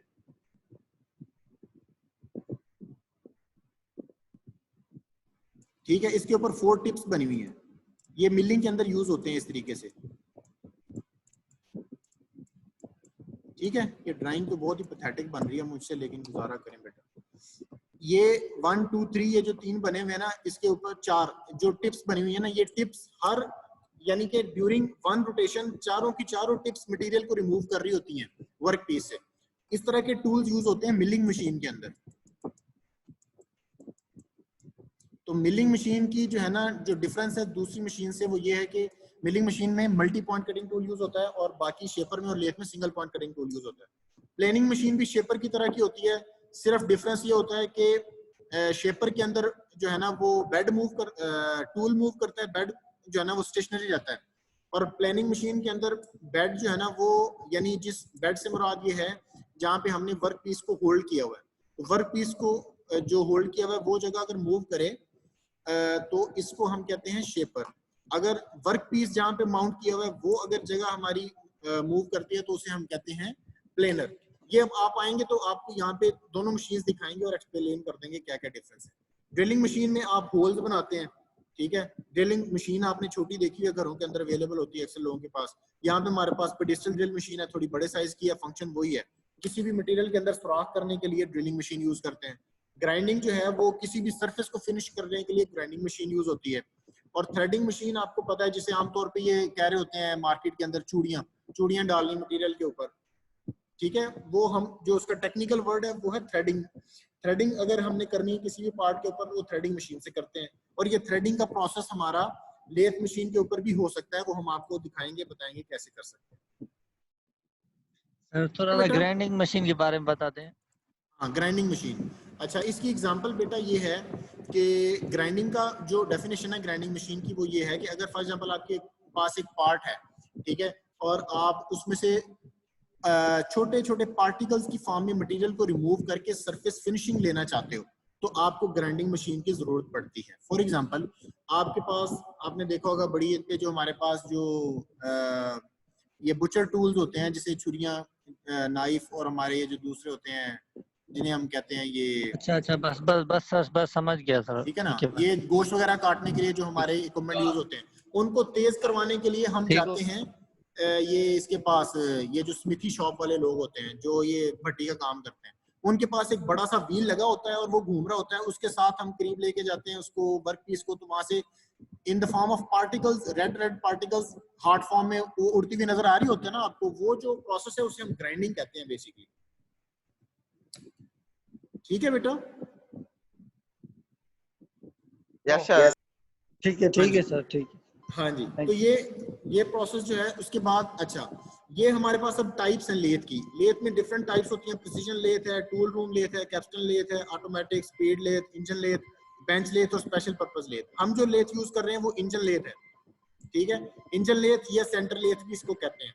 बाकी ये जो टाइप्स हैं इनमें थोड़ी थोड़ी या कंस्ट्रक्शन का डिफरेंस होता है या एप्लीकेशन का डिफरेंस होता है, ये बेटा आपने यहाँ से पढ़ लेना है, ये थ्योरेटिकल चीजें हैं, इनको समझाने की जरूरत नहीं है आपको, ठीक है। इसके बाद हमारे पास आ जाता है प्रिंसिपल पार्ट्स हैं लेथ के। बड़े बड़े पार्ट्स कौन से होते हैं? बेड का क्या काम होता है? It is based on the foundation of the lathe, it is casting made in one piece, it holds and supports all other parts of the lathe machine. Bed जो होता है ना, उसके ऊपर सारे बाकी पार्ट्स जो है ना वो रेस्ट कर रहे होते हैं। इसी तरीके से हेड स्टॉक को होता है, जहाँ पे मोटर और चक लगे हुए हैं, वो उसे हेड स्टॉक कहते हैं। बिल्कुल उसके अपोजिट टेल स्टॉक होता है, ठीक है, और नीचे कैरेज होती है। कैरेज क्या पार्ट है? जिसके ऊपर हमने टूल पोस्ट मैंने आपको अभी दिखाई थी, टूल पोस्ट होती है और कंपाउंड रेस्ट होता है, और उसको हम व्हील की मदद से रोटेट कर सकते हैं लेफ्ट वाइज, राइट वाइज और क्रॉस वे में, ठीक है। उस पार्ट को हम कहते हैं कैरेज, ठीक है बेटा। तो आपने इन पार्ट्स को यहाँ से पढ़ लेना है। ये आगे कुछ और पार्ट्स लिखे हुए हैं और नीचे इनकी डिटेल दी हुई है, पूरी ग्लॉसरी है लेथ टर्म्स की, ये बेटा आपने पढ़ लेना है। इसमें से कोई भी चीज समझ ना लगे, आपने नेक्स्ट टाइम आके मुझसे पूछ लेना है, तो इसको हम डिस्कस कर लेंगे। अभी यहाँ पे करेंगे तो बहुत सारा टाइम हमारा लग जाएगा। ये आपके पढ़ने की चीज है, इसको पढ़ लीजिएगा, ठीक है बेटा। मेरे साथ चल रहे हैं ना आप लोग? Yes sir. Yes sir. अच्छा, सीआर हमारे साथ है, CR Babar. Yes sir. Babar ji sir. यार बाबर, आप ऐसे करो कि अभी आप किस जगह बैठे हुए हो? रास्ते में थे आप? अभी रास्ते में ही हो? घर आ गए हो? अच्छा, आप ये कर लो सिर्फ कि अभी ना एक पेज के ऊपर देख लो हमारे पास पार्टिसिपेंट्स कौन है, उनके ना रोल नंबर नोट कर लो या नाम नोट कर लो, टेनिस लगा लो, ठीक है। Okay sir. स्क्रीन शॉट ले लो, शूट ले लो, शूट। टर्जन बेटा आपकी ना सारी आवाजें मुझे आ रही हैं, तो इसको जरा थोड़ा सा आप अपने आप पे कंट्रोल रखिए।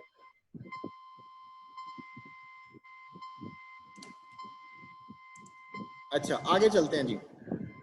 आगे हमारे पास जो है ना, अब हमने एक टूल पढ़ा था मेजरमेंट का। मैंने आपको पहले लेक्चर में बताया था कि मेजरमेंट जो है ना, इसकी जो है ना एक प्राइमरी इसकी हैसियत है और ये बहुत इंपॉर्टेंट है, बार बार इसका यूज होगा। सेकंड एक टूल होता है जिसे हम वर्नियर कैलिपर कहते हैं। आपने देखा होगा वर्नियर कैलिपर, इसको यूज भी किया हुआ फिजिक्स के लैब के अंदर, ठीक है बेटा? वो यूज किया हुआ है आपने। अब इसको आपने जो है ना, ये इसमें क्या होता है, मैं आपको इसके मेन पार्ट्स और इसकी वर्किंग कंडीशंस बताता हूँ। ये आप इसके मेन जाज होते हैं, ये इसके जो है ना वो इनर डायमेंशन के लिए जाज होते हैं। ये मेन इसका एक स्केल होता है, एक इसका वर्नियर स्केल होता है, ठीक है। इसके ऊपर मेजरमेंट लेने का क्या तरीका होता है, ये अगर आप यहाँ पे आओगे तो मैं आपको ये समझा भी दूंगा और इसकी थ्योरी सारी यहाँ पे लिखी है। Least count of the vernier caliper important formula है, ये आपको पता होना चाहिए।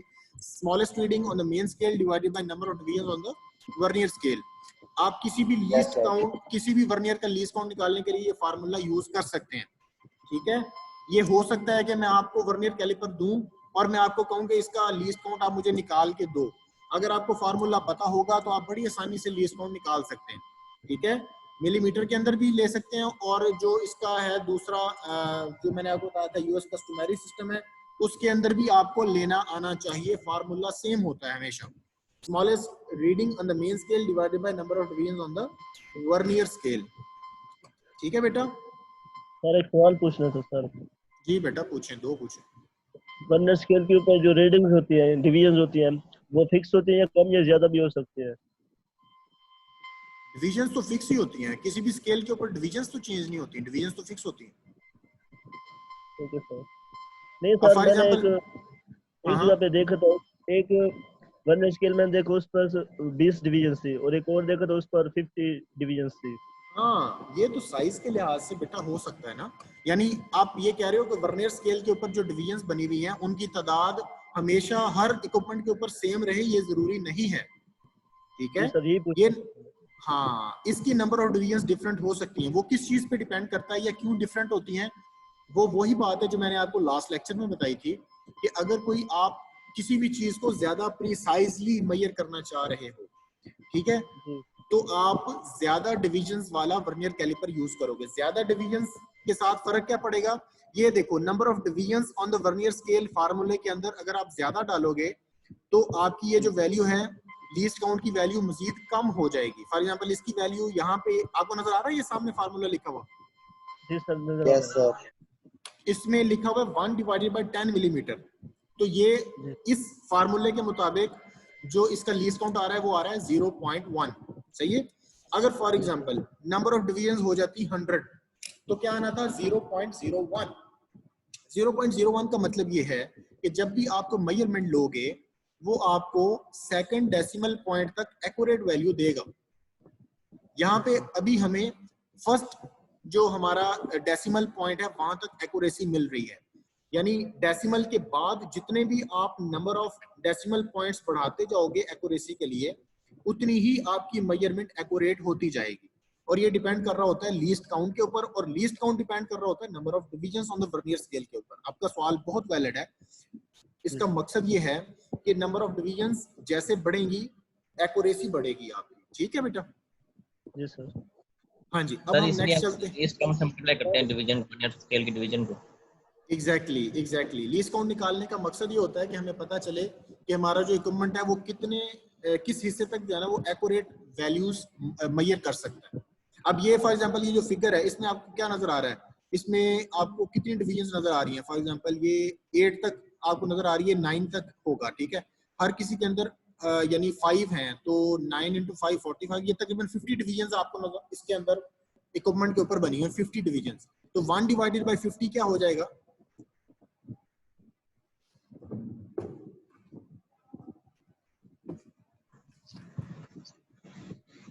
मुश्किल सवाल पूछ लिया मैंने। 1 डिवाइडेड बाय 50 बेटा हो जाता है, कौन बताएगा? सर 0.05।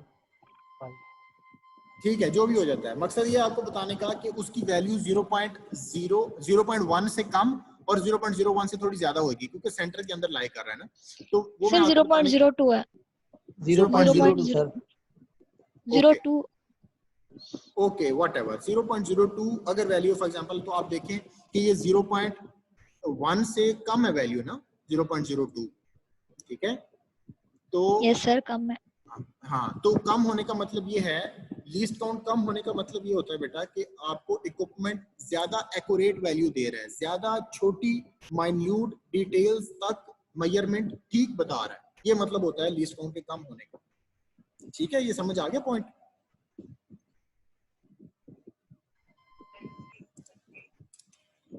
अच्छा, अब हम नेक्स्ट चलते हैं, जीरो एरर का कॉन्सेप्ट देखते हैं। वर्नियर कैलिपर की जीरो एरर का क्या मतलब होता है? देखिए, जब भी आपने मेजरमेंट लेनी है सबसे पहले आपने इसके जो मेन जॉज हैं इनको क्लोज करना है, जो बिल्कुल एक दूसरे के पास आ जाएंगे इसके मेन जॉज। तो आपने ये देखना है कि वर्नियर का जीरो और मेन स्केल का जीरो एक दूसरे के बिल्कुल सामने होने चाहिए। ठीक है?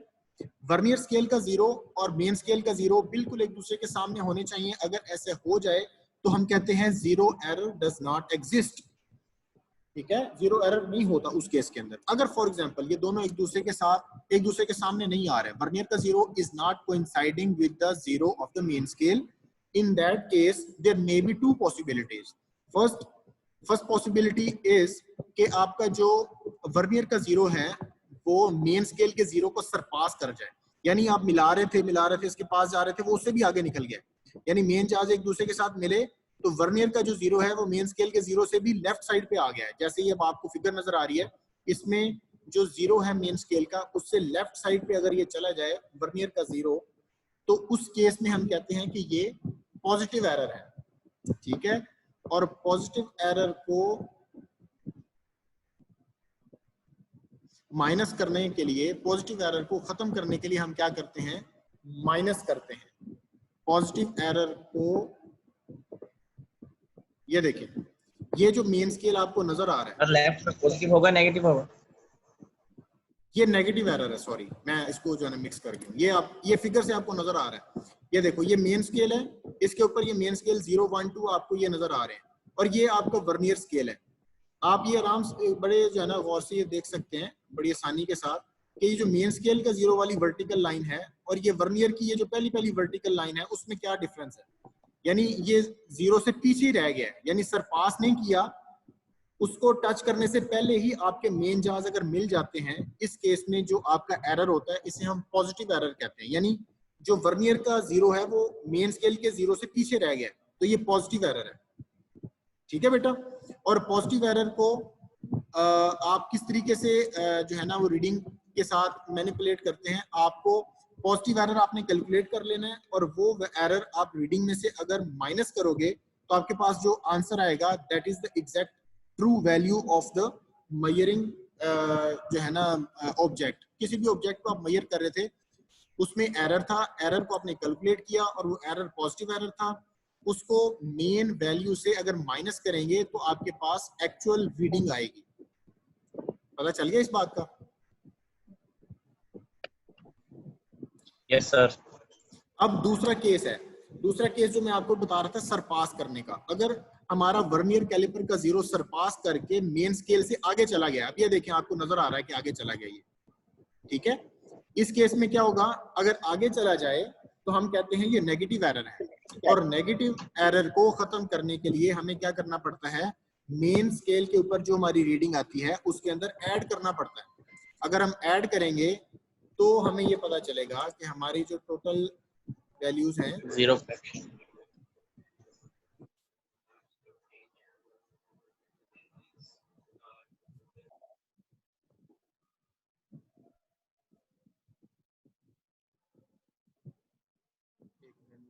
स्क्रीन शूट ले लूं ताकि मेरे पास भी प्रूफ है किन किन लोगों। ठीक है जी, अच्छा ठीक है बेटा। पॉजिटिव एरर और नेगेटिव एरर में अगर किसी को कंफ्यूजन है तो वो भी मुझे बताएं।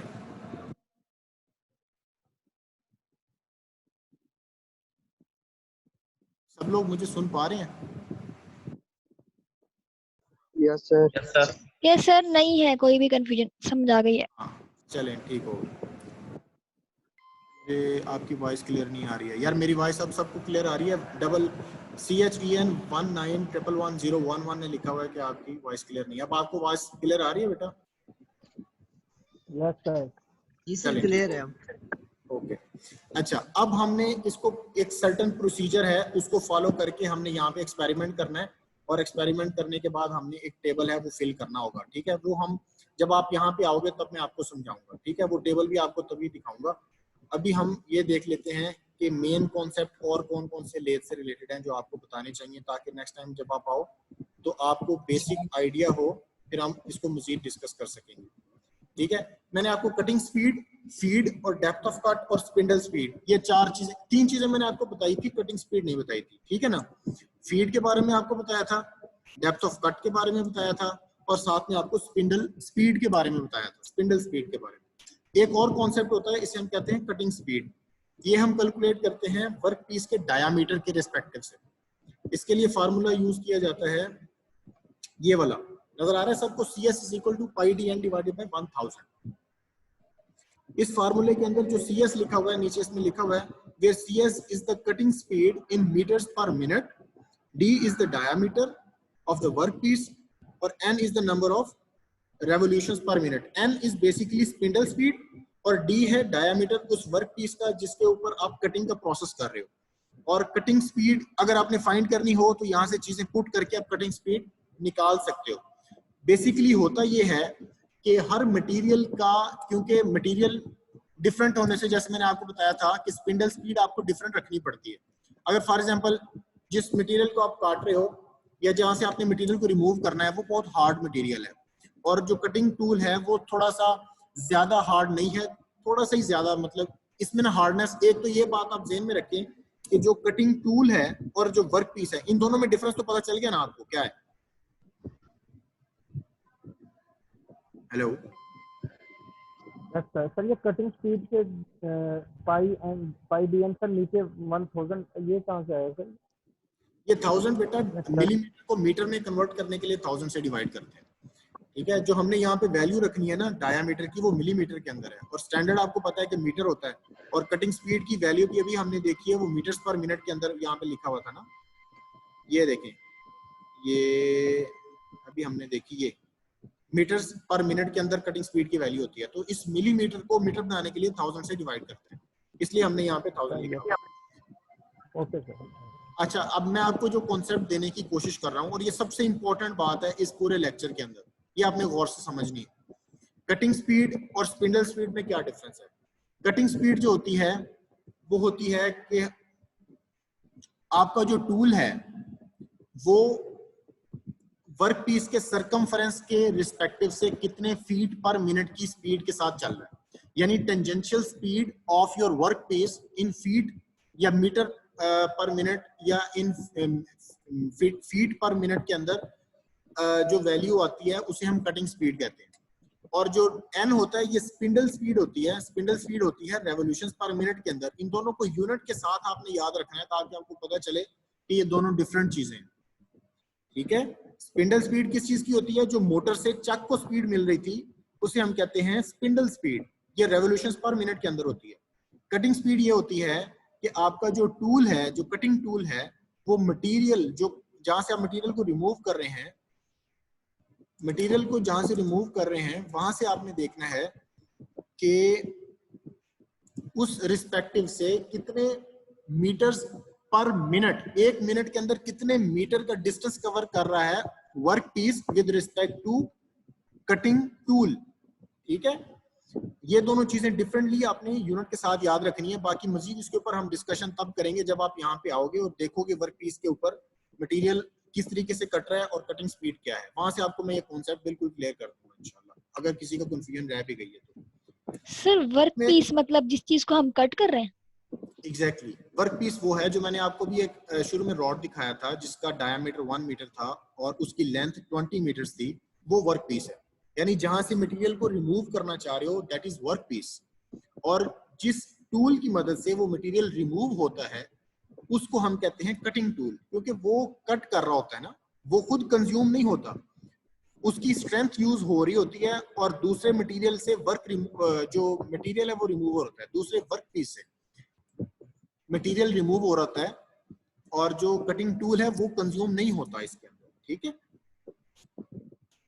सर अच्छा, यही होगी ना सर, एक मिनट, जो वर्क पीस है कितने मीटर पर मिनट से वो हो रहा है, रिमूव हो रहा है कटिंग? एग्जैक्टली, यानी बिल्कुल यही इसका, ये कटिंग स्पीड का कॉन्सेप्ट ही ये है कि वर्क पीस जो है वो रोटेट कर रही है, रोटेट कितने, यानी ये सर्कमफ्रेंस। फॉर एग्जांपल अगर आप ये देखो, मैं आपको इसकी एग्जांपल देता हूँ, अगर आपके पास एक वर्क पीस है उसका सर्कमफ्रेंस है 1 मीटर, ठीक है, क्योंकि राउंड ऑब्जेक्ट्स है ना तो सर्कमफ्रेंस होगा, सर्कमफ्रेंस है 1 मीटर, सही है।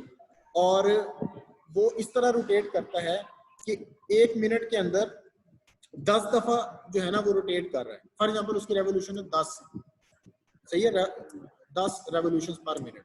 तो क्या होगा कि जो आपने कटिंग टूल एक जगह पे माउंट किया हुआ है उसके रिस्पेक्टिव से अगर आप देखोगे तो जो सर्कमफ्रेंस है वो 10 दफा रोटेट होके उसके सामने से गुजरेगा, यानी कि 10 मीटर्स पर मिनट जो है ना वो इसकी कटिंग स्पीड हो जाएगी। इसकी समझ आई आपको?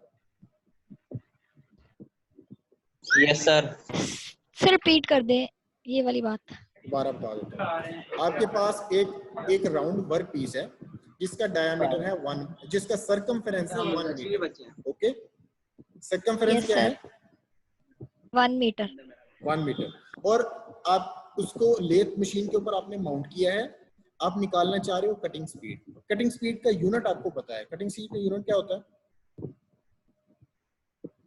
Meter per minute. Metres per minute, yes exactly. अब देखें, अब आप इसको जो रोटेट कर रहे हैं 1 मिनट के अंदर, अगर फॉर एग्जांपल ये 10 रेवोल्यूशंस कंप्लीट कर रहा है, फॉर एग्जांपल इसकी जो स्पिंडल स्पीड है वो है 10 आरपीएम।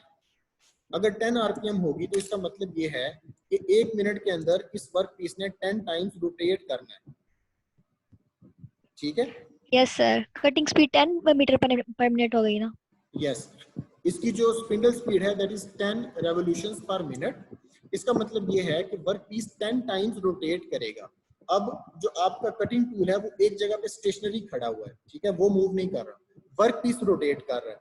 अब आपने ये देखना है कि ये पूरा जो इसका सर्कमफेरेंस 1 मीटर का था वो 10 दफा रोटेट करके वर्क पीस का जो सर्कमफेरेंस है वो 1 मीटर है, 10 टाइम्स उसने रोटेट किया, तो आपका जो कटिंग टूल है उसके सामने से यानी कि 10 टाइम्स वो कंप्लीट मूव करके गया है, तो 10 into 1 10 मीटर्स हो गया। 10 मीटर्स और कितनी देर में रोटेट हुआ? 1 मिनट के अंदर।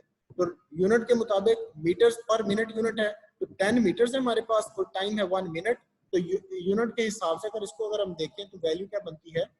10 metres per minute, that is cutting speed. ये थोड़ा सा मुश्किल है, ये समझने में थोड़ा सा मुश्किल होता है। सर समझ आ गई।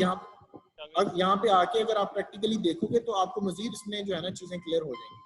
आप नोट कर लें जो जो आपको प्रॉब्लम्स आ रहे हैं, मैं आपके पास हूँ बेटा। आप जिस तरह से आप पूछोगे, आप क्लास में आओ, जब प्रैक्टिकली चीजें होते हुए देख रहे होगे ना, अभी तो मैं आपको समझ लें कि हवा के अंदर ही समझा रहा हूँ ना, तो इसमें इतना ज्यादा ये क्लियर होती नहीं है चीज जब तक आप प्रैक्टिकली से हम लैब करवाते हैं ना। तो ये तो हमारी मजबूरी है कि हमें ये ऑनलाइन करवाना पड़ रहा है, वरना ये चीजें आपको सामने होते हुए दिखाते और साथ में समझाते, फिर आपको ये चीजें सही क्लियरली समझ लगती है। तो खैर इसको आप नोट कर लें, मैं आपको दोबारा ये चीज एक्सप्लेन कर दूंगा। तो ये है कटिंग स्पीड। तो आपके पास अभी कौन कौन से कॉन्सेप्ट्स हैं? कटिंग स्पीड का आपको पता चल गया, आपको स्पिंडल स्पीड का पता चल गया, आपको बेटा पता चल गया कि डेप्थ ऑफ कट क्या होता है, और आपको पता चल गया कि फीड क्या होती है। ये 4 कॉन्सेप्ट हैं जो आगे कंटिन्यूसली यूज होने हैं।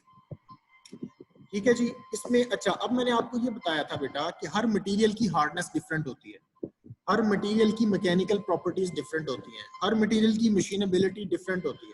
अब फॉर एग्जांपल आपने एल्यूमिनियम वर्क पीस आपका है, एल्यूमिनियम एक सॉफ्ट मटेरियल होता है, तो वहां से मटेरियल को रिमूव करने के लिए, आवाज आ रही है सबको? मेरे पास मुसलसल मैसेज आ रहा है कि आवाज नहीं आ रही। सर आ रही है, सर आ रही है। ये 11 वाला बच्चा जो है ना, ये बार बार लीव कर रहा है और बार बार आ रहा है, और फिर ये कहता है जी मुझे मैसेज आवाज नहीं आ रही है, मुझे समझ नहीं आ रही है सर नेट इशू होगा सर इसका।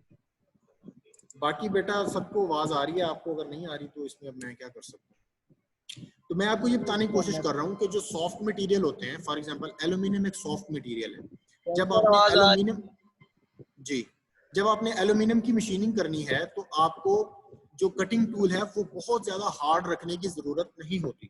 आप मॉडरेटली हार्ड कटिंग टूल के साथ एल्यूमिनियम की मशीनिंग कर सकते हैं, एल्यूमिनियम से मटेरियल को रिमूव कर सकते हैं। क्यों? क्योंकि aluminium is comparatively softer material. अब अगर आपने एल्यूमिनियम की जगह पे फॉर एग्जांपल आप स्टील की मशीनिंग करना चाह रहे हैं, steel is a harder material as compared with aluminium, तो आपको कटिंग टूल जो है वो हार्डर, मजीद हार्डर मटेरियल का लगाना पड़ता है। ठीक है? क्यों? क्योंकि आप जो वर्क पीस है वो सॉफ्ट मटेरियल का हमेशा रखना होता है, और जो कटिंग टूल है वो हमेशा हार्ड मटेरियल का रखना होता है, ताकि जब इन कांटेक्ट आए ये दोनों तो वर्क पीस से मटेरियल रिमूव होना चाहिए, ना कि कटिंग टूल से। इस बात की समझ आई है सबको? Yes sir. Yes sir. हाँ जी। तो बेटा ये चीज जो है ना, ये बेसिक कॉन्सेप्ट है, उसकी बेस पे हमने ये टेबल्स बनाए हुए हैं। इन टेबल्स की जरूरत इसलिए पड़ती है कि आपको जो है ना वो समझ लें कि अगर आपने माइल्ड स्टील की कटिंग के ऊपर काम करना है, ठीक है, और आपका जो टूल है उसका मटेरियल है हाई स्पीड स्टील। ये नजर आ रहा है टेबल सबको बेटा? यस सर आ रहा है नजर। ये देखें, ये मैंने जो yes, ये sir.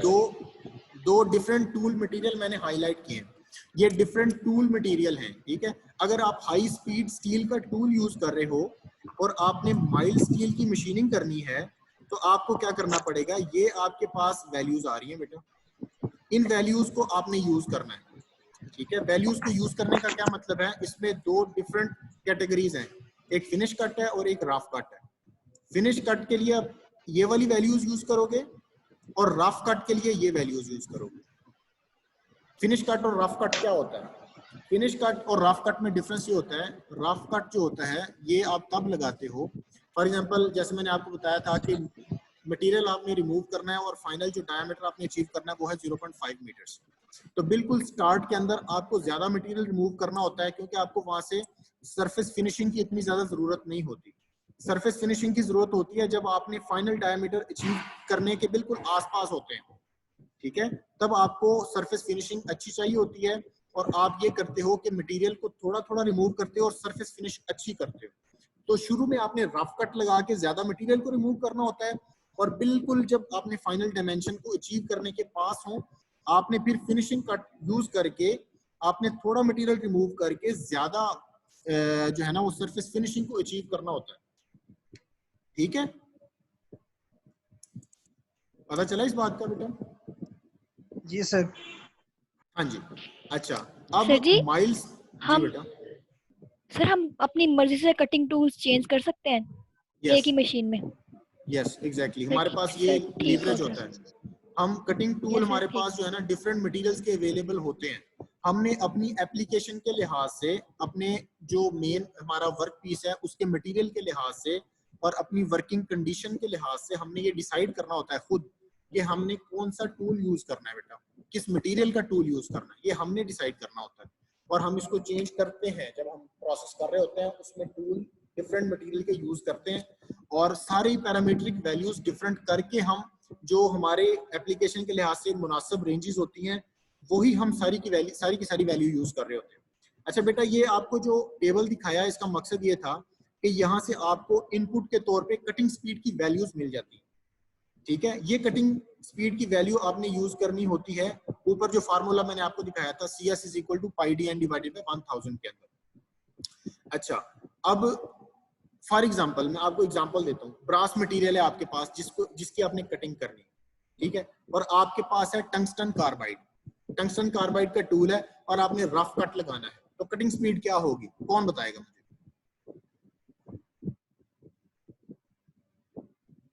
मेरी आवाज पहुंच पा रही है सब तक? 125 से 155। सर रिपीट करें फिर। क्वेश्चन ये है, जो मटेरियल है वर्क पीस जो है वो ब्रास का है, ब्रास BRASS। इस टेबल को, सामने वाले टेबल को यूज करते हुए आपने बताना है कि अगर टंगस्टन कार्बाइड टूल हम यूज करें तो रफ कट के लिए हमें कटिंग स्पीड की वैल्यू किस रेंज के अंदर अवेलेबल होगी? 125 to 155। यस एग्जैक्टली, ठीक है। इसी तरीके से फॉर एग्जांपल आपके पास है जी प्लास्टिक है, आपने प्लास्टिक की मशीनिंग करनी है और आपने फिनिशिंग कट लगाना है, ठीक है, और आपके पास जो टूल है that is high speed steel, तो आपके पास क्या वैल्यूज अवेलेबल होंगी, कौन सी रेंज अवेलेबल? सर 95 से 120। 95 to 120। यस एग्जैक्टली, ठीक है। अब किसी को कंफ्यूजन है ये टेबल पढ़ने में तो वो मुझे बताए। No sir. No sir. Good. अच्छा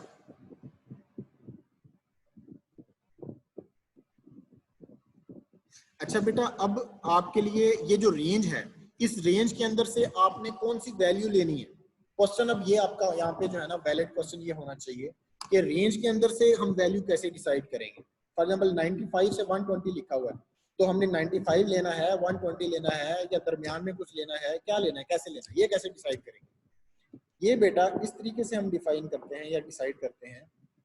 अगर आप गौर करो तो आपको ये इस फार्मूले के अंदर जो है ना यहाँ पे n की वैल्यू नजर आ रही है और d की वैल्यू नजर आ रही है जो आपने रखनी होती है, और CS की वैल्यू आप कहाँ से लेते हो? इस फार्मूला से, इस सॉरी टेबल से। अच्छा, आपने करना ये होता है n की जो वैल्यू होती है ना ये डिसाइड करती है कि हमने इस रेंज से कौन सी n की वैल्यू कहाँ से आती है? n की वैल्यू बेटा आती है, n की वैल्यू जब आप आओगे यहाँ पे लेथ मशीन देखोगे, लेथ मशीन के ऊपर ना एक टेबल बना हुआ है, एन की वैल्यू जो है ना उसकी एक खास जो है ना रेंज इस तरीके से डिसाइड की हुई है। मैंने आपको बताया था कि गियरिंग मैकेनिज्म होते हैं और वो फिक्स होती हैं, यानी कि गियर कौन सा किसके साथ इंगेज होगा, तो इनपुट क्योंकि फिक्स है तो आउटपुट के ऊपर भी फिक्स ही वैल्यू मिलेगी एक गियरिंग इंगेजमेंट के लिए।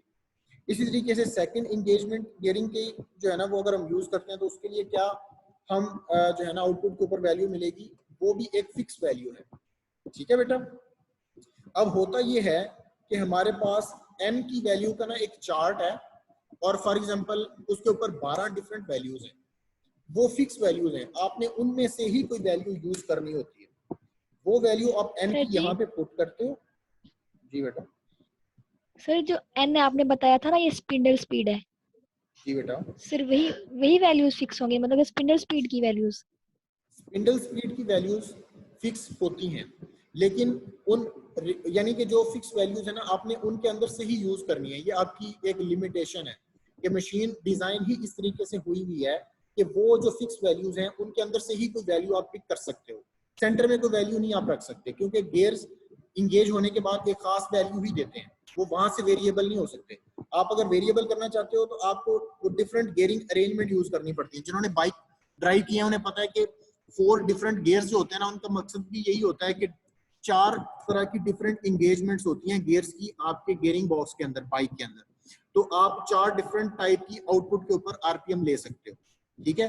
फर्स्ट गियर के अंदर कम आरपीएम होती है, टॉर्क ज्यादा होता है। सेकंड के अंदर आरपीएम ज्यादा हो जाते हैं, टार्क कम हो जाता है। थर्ड के अंदर आरपीएम और ज्यादा हो जाते हैं, टार्क और कम हो जाता है। और फोर्थ जो एंगेजमेंट होती है बाइक के अंदर उसमें आरपीएम मैक्सिमम होते हैं, टार्क बहुत कम होता है। इसलिए अगर आपने मतलब गौर किया होगा कि जब आप किसी भी चढ़ाई के ऊपर या किसी भी ऊंची जगह पर बाइक लेके जा रहे हैं, फोर्थ या थर्ड गियर के अंदर आप नहीं लेके जाते, आप फर्स्ट गियर में लेके जाते हैं। क्यों? क्योंकि आपको आरपीएम कम रिक्वायर्ड होते हैं और आपको टार्क ज्यादा यानी ताकत ज्यादा रिक्वायर्ड होती है। ठीक है। इसी तरीके से यहाँ पे प्रोसेस चलता है। इसके अंदर आप क्या करते हो बेटा कि जब आपको कम आरपीएम के ऊपर लेके जाना होता है किसी भी चक के अंदर वर्क पीस को, तो आप क्या करते हो, आप आरपीएम कम कर देते हो और टार्क बढ़ा देते हो, क्योंकि आपने अगर वर्क पीस बहुत बड़ा लगाया हुआ है, ठीक है, और आपको कटिंग के लिए जो है ना वो ज्यादा टार्क की जरूरत है, तो आप जो है ना आरपीएम को कम कर देते हो। ठीक है। ये एक जो है ना एक सप्लीमेंट्री चीज है जो मैंने आपको बताई। बेसिक जो कॉन्सेप्ट हम डिस्कस कर रहे हैं वो ये है कि जो कटिंग स्पीड है, हाँ आप बच्ची ने ये पूछा था कि जो हमारे पास जो फिक्स वैल्यू है वो n की फिक्स वैल्यू ही रहती है। हमने कटिंग स्पीड की यहाँ से कोई भी रेंज के अंदर से वैल्यू उठाई, फॉर एग्जांपल 95 उठाई या 120 उठाई, तो यहाँ पे कटिंग स्पीड में पुट किया, पाई की वैल्यू पुट की, डायामीटर हमारे पास आ जाता है, जिस डायामीटर को हमने टर्न करना है वो हम यहाँ पे डालते हैं, n की वैल्यू हमारे पास आ जाती है। वो n की वैल्यू हम देखते हैं कि उसके नजदीक तरीन कौन सी वैल्यू हमारे पास चार्ट के अंदर अवेलेबल है, जो लेथ के ऊपर चार्ट बना होता है, वो फिर वैल्यू हम खुद सेट करते हैं। गियर्स को इंगेज करवाते हैं या पुलिस को इंगेज करवाते हैं। हमारे पास गियर सिस्टम नहीं है, पुलिस सिस्टम है, तो पुलिस को इंगेज करवा के आउटपुट के ऊपर उसके आसपास हम n की वैल्यूज को सेट कर लेते हैं। ठीक है बेटा। ऐसे n सेट हो गया, डायमीटर आपके पास आ गया, कटिंग स्पीड आपके पास आ गई।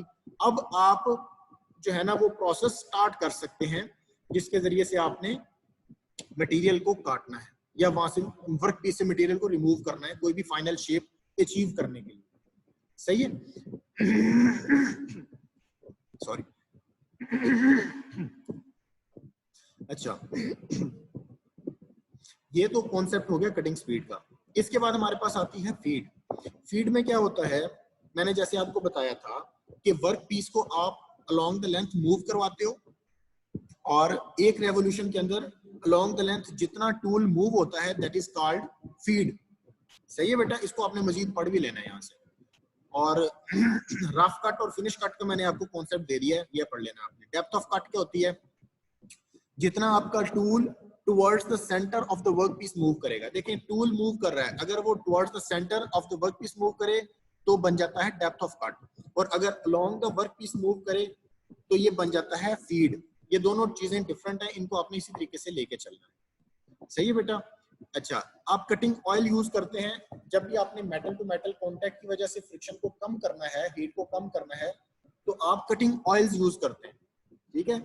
लुब्रिकेशन का काम भी ये करते हैं और ये कूलेंट का काम भी करते हैं कटिंग ऑयल्स।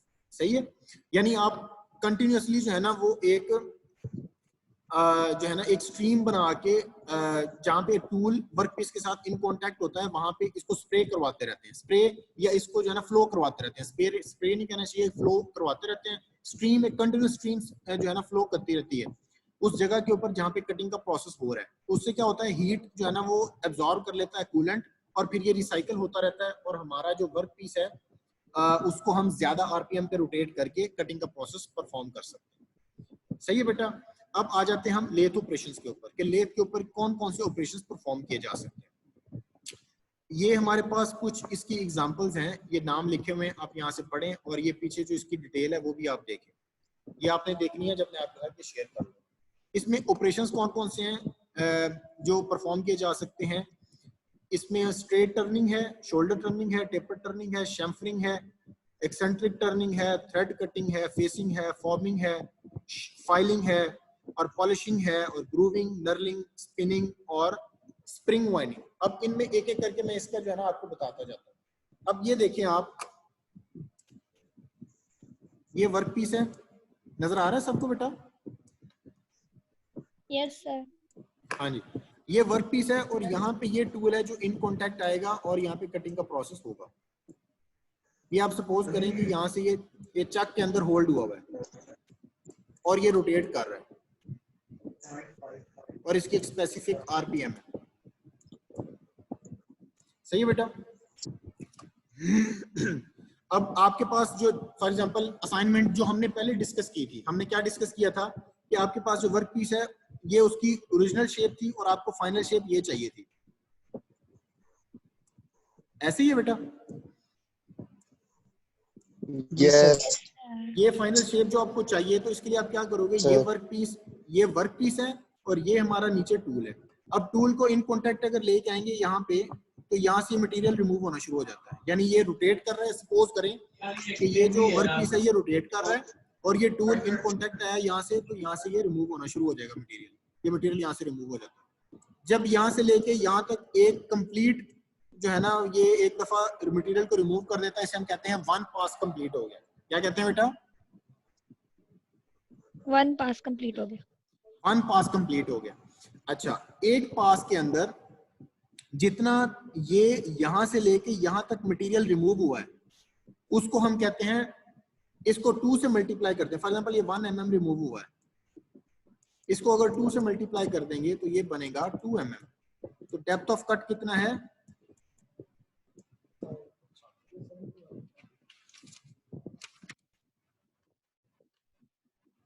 सर 2 से क्यों मल्टीप्लाई किया? 2 से बेटा इसलिए मल्टीप्लाई करते हैं कि जब हम ये प्रोसेस करते हैं, आप इसको थोड़ा सा अगर गौर करो तो आपको पता चलेगा कि ये जो वर्क पीस रोटेट हो रहा है, यहाँ से हम इसको इन कांटेक्ट लेके आ रहे हैं, यहाँ से तो मटेरियल रिमूव हो रहा है लेकिन ये इधर से भी हो रहा है। इसका कॉन्सेप्ट अगर आप समझें थोड़ा सा, क्योंकि ये रोटेट कर रहा है ना, तो मटेरियल अलोंग द सर्कमफरेंस सारे का सारा रिमूव हो रहा है। सही है, यानी ओवरऑल डायामीटर कम हो रहा है। सही है, यानी कि अगर इसका डायामीटर यहाँ से अगर 1 mm रिमूव किया है और डायामीटर हम मेजर करते हैं तो 1 mm इधर से भी तो रिमूव हुआ है ना, तो टोटल अगर डायामीटर पहले था फॉर एग्जांपल 10 मिलीमीटर, तो जो फाइनल डायामीटर आएगा वो कितना आएगा? 2 सर। यस एग्जैक्टली 2 मिलीमीटर हो जाएगा। ठीक है, तो डेप्थ ऑफ कट जो है वो दोनों साइडों से आपने ये नोट करना होता है, दोनों साइडों से मटेरियल रिमूव हो रहा होता है। यानी 1 mm अगर डीप ये जाएगा तो ओवरऑल 2 mm कम होगा, अगर ये 2 mm डीप जाएगा तो ओवरऑल 4 mm कम हो जाएगा डायामीटर। सही है बेटा। आप रिस्पॉन्ड करते रहे ताकि मुझे पता चले जो मैं आपको समझाने की कोशिश कर रहा हूँ वो आपको समझ में आ रही है। यस सर, ठीक है। ठीक है। अच्छा बेटा, इसमें मैं आपको बताना ये चाह रहा था कि ये जो डिफरेंट प्रोसेसेस हैं इनका क्या मतलब है। ठीक है, अब ये प्रोसेस लिखा हुआ है टर्निंग का। टर्निंग और फेसिंग, ये दो जो है ना बेसिक फंक्शन आपने ज़हन में रखने हैं, ये आपके फिंगर टिप्स पे होने चाहिए। टर्निंग क्या होती है, फेसिंग क्या होती है। टर्निंग जब भी आपने डायामीटर को कम करना है, ये जो अभी हम प्रोसेस कर रहे हैं ये डायामीटर को कम करने का प्रोसेस है ना, डायामीटर कम हो रहा है, यानी हम मटेरियल को रिमूव कर रहे हैं और रिजल्टिंग जो वर्क पीस है उसका डायामीटर कम हो रहा है, तो इस प्रोसेस को हम कहते हैं टर्निंग। टर्निंग, TURNING, ये लिखा हुआ टर्निंग। इसमें फिर डिफरेंट टाइप्स हैं, वो बाद में देखेंगे, अभी फिलहाल टर्निंग को समझें। अगर डायामीटर कम हो रहा है तो इसे हम कहते हैं टर्निंग, और अगर लेंथ कम हो रही है, फॉर एग्जांपल यही टूल है, इसकी बजाय मैं यहाँ पे लगा देता हूँ, ठीक है, और ये वर्क पीस रोटेट कर रहा है और यहाँ से मटेरियल रिमूव होना शुरू हो जाता है, ये मटेरियल रिमूव हो जाता है। इस प्रोसेस के रिजल्ट में हमारा जो वर्क पीस है उसकी लेंथ कम होती है। फॉर एग्जांपल पहले लेंथ थी 50 mm, तो अगर 2 mm कम हो गई है तो अब हो जाएगी 48 mm, ठीक है बेटा। तो 48 mm 50 mm के मुकाबले में लेंथ कम हो गई है, तो अगर लेंथ कम होने का जो प्रोसेस हम ये परफॉर्म कर रहे हैं लेथ के ऊपर, तो इसे हम कहते हैं फेसिंग, ये लिखा हुआ है 7 नंबर। टर्निंग और फेसिंग का डिफरेंस समझ आ गया आपको? Yes sir. Yes sir, clear है सर। बेटा टर्निंग के अंदर आगे प्रोसेसेस होते हैं। स्ट्रेट टर्निंग, अगर हम ये बिल्कुल जो हमने जैसे किया है, अगर ऐसे ही प्रोसेस हम कर रहे हैं, इसे हम कहते हैं स्ट्रेट टर्निंग। स्ट्रेट टर्निंग जो है ना, यहाँ से लेके यहाँ तक कंप्लीट अगर हम यहाँ से टर्न कर रहे हैं, पूरे के पूरे वर्क पीस को टर्न कर रहे हैं, इसे हम कहते हैं स्ट्रेट टर्निंग, पहले नंबर पे जो लिखा हुआ है।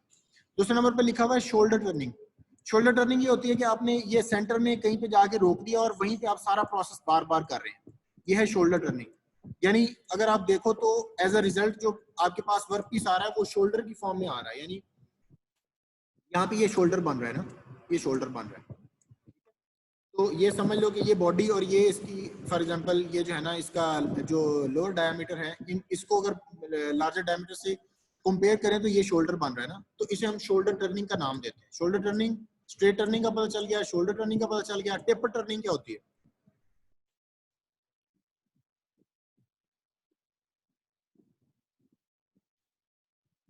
टेपर टर्निंग बेटा ये होती है, अगर मैं आपको ये कहूं कि आपने जो वर्क पीस फाइनली अचीव करना है ना, वो ऐसा है,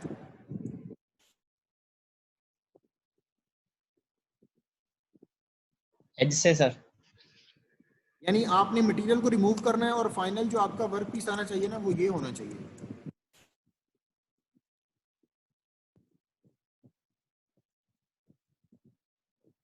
ठीक है, ये वाला रिमूव करना है मटेरियल और ये वाला मटेरियल रिमूव करना है।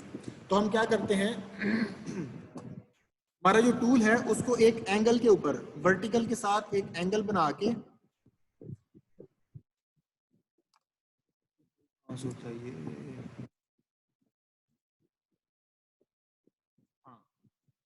ये देखिए, अगर फॉर एग्जांपल हमारे पास ना एक सेटिंग होती है लेथ मशीन के ऊपर, उसे हम टेपर सेटिंग कहते हैं, टेपर सेटिंग।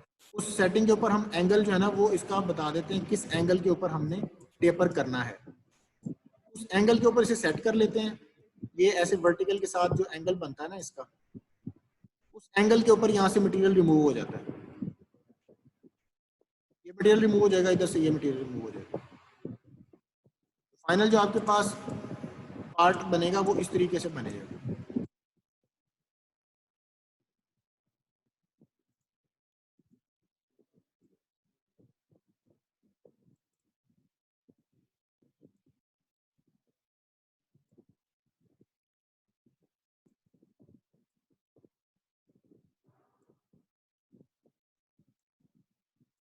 ठीक है बेटा, पता चल गया? Yes sir. सर तो ये है टेपर टर्निंग, सही है। इसके बाद बेटा आता है शैम्फरिंग का प्रोसेस। शैम्फरिंग में हम क्या करते हैं, शैम्फरिंग एक ऐसा प्रोसेस है, अगर आपके फॉर एग्जांपल आपके पास ऐसा वर्क पीस है और आप कहते हो कि ये जो इसके शार्प एजेस हैं, ये शार्प एज है, तो मैं आपको, ये शार्प एज है, यहाँ पे शार्प एज है, ये शार्प एजेस आपने फॉर एग्जांपल खत्म करने हैं, तो सिर्फ एज से मटेरियल को थोड़ा सा रिमूव किया जाता है एट सर्टेन एंगल, 45 डिग्री के ऊपर या 60 डिग्री के ऊपर यहाँ से मटेरियल को रिमूव किया जाता है, और रिजल्टिंग जो आपके पास पार्ट आता है वो इस तरीके से होता है। फॉर एग्जांपल मैं आपको, ये यहाँ से मटेरियल रिमूव हो जाएगा, यहाँ से हो जाएगा, यहाँ से हो जाएगा, यहाँ से हो जाएगा, और जो आपके पास ये पूरा रिमूव हो गया। सर जैसे ये मोबाइल की बॉडी होती है। एग्जैक्टली, यानी प्रैक्टिकली जितनी भी चीजें आपके पास आती है ना, वो सारी शैम्फर्ड ही होती हैं। शार्प एज किसी के ऊपर नहीं होता, ताकि शार्प एज से कोई किसी किस्म का हैजर्ड ना हो ड्यूरिंग एप्लीकेशन ना। जब आप कोई चीज यूज कर रहे हैं इस तरह की बॉडी बन जाती है, इसे हम कहते हैं शैम्फरिंग का प्रोसेस। पता चल गया बेटा सबको? Yes sir. हम नेक्स्ट चलते हैं। इसके बाद है एक्सेंट्रिक टर्निंग। एक्सेंट्रिक जो वर्ड है ना, ये आपने ज़हन में रखना है। एक्सेंट्रिक का मतलब ये होता है same centric. Eccentric means same centric, यानी आपने जो है ना, फॉर एग्जांपल मैं आपको बना के दिखा रहा हूँ।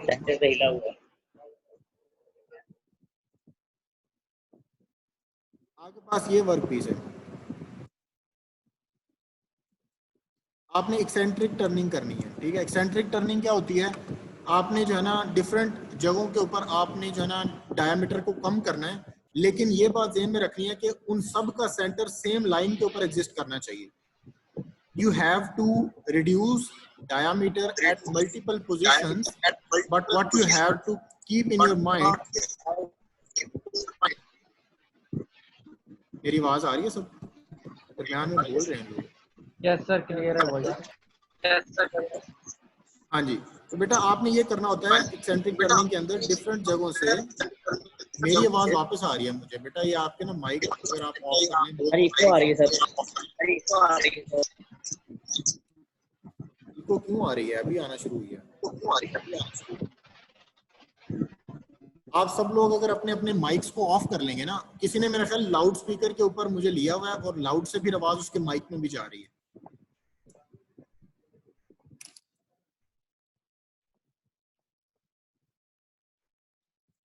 बेटा मैं आपको ये एक्सेंट्रिक टर्निंग के बारे में बताने की कोशिश कर रहा था। एक्सेंट्रिक टर्निंग क्या होती है? आपके पास वर्क पीस था, उसका एक ही डायमीटर था। आपको फाइनली एक ऐसा वर्क पीस चाहिए जिसका डायमीटर ऐसे हो, यानी डिफरेंट जगहों से डिफरेंट डायमीटर उसका होना चाहिए।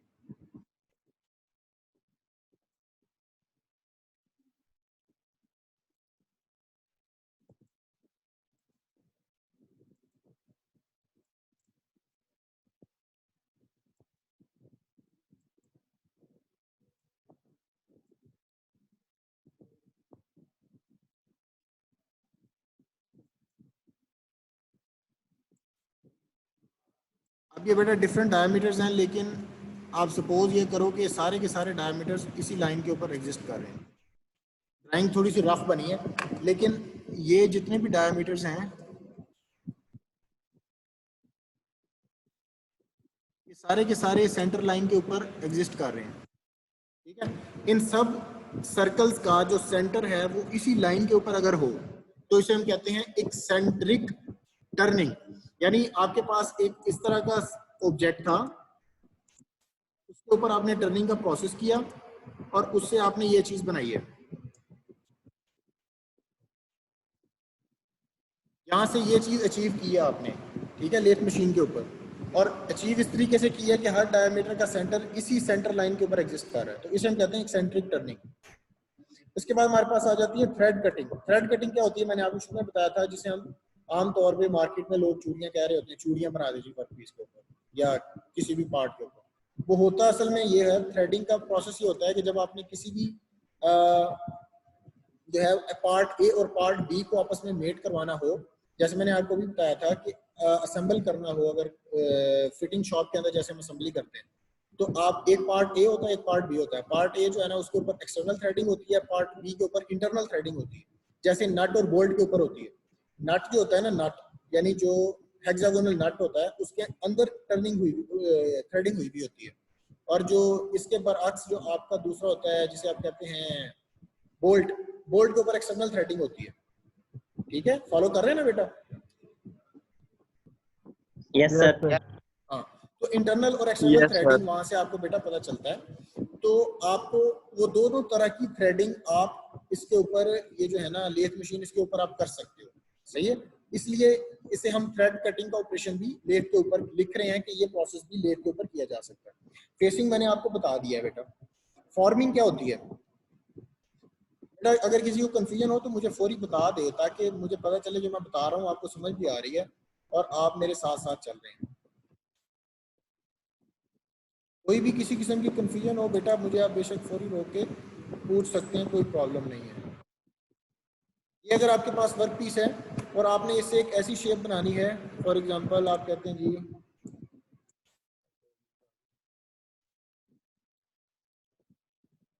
चलिए मैं आपको ऐसी रफ सी बना दूँ। आपने एक ऐसी शेप बनानी है, यानी वो ऐसे होनी चाहिए।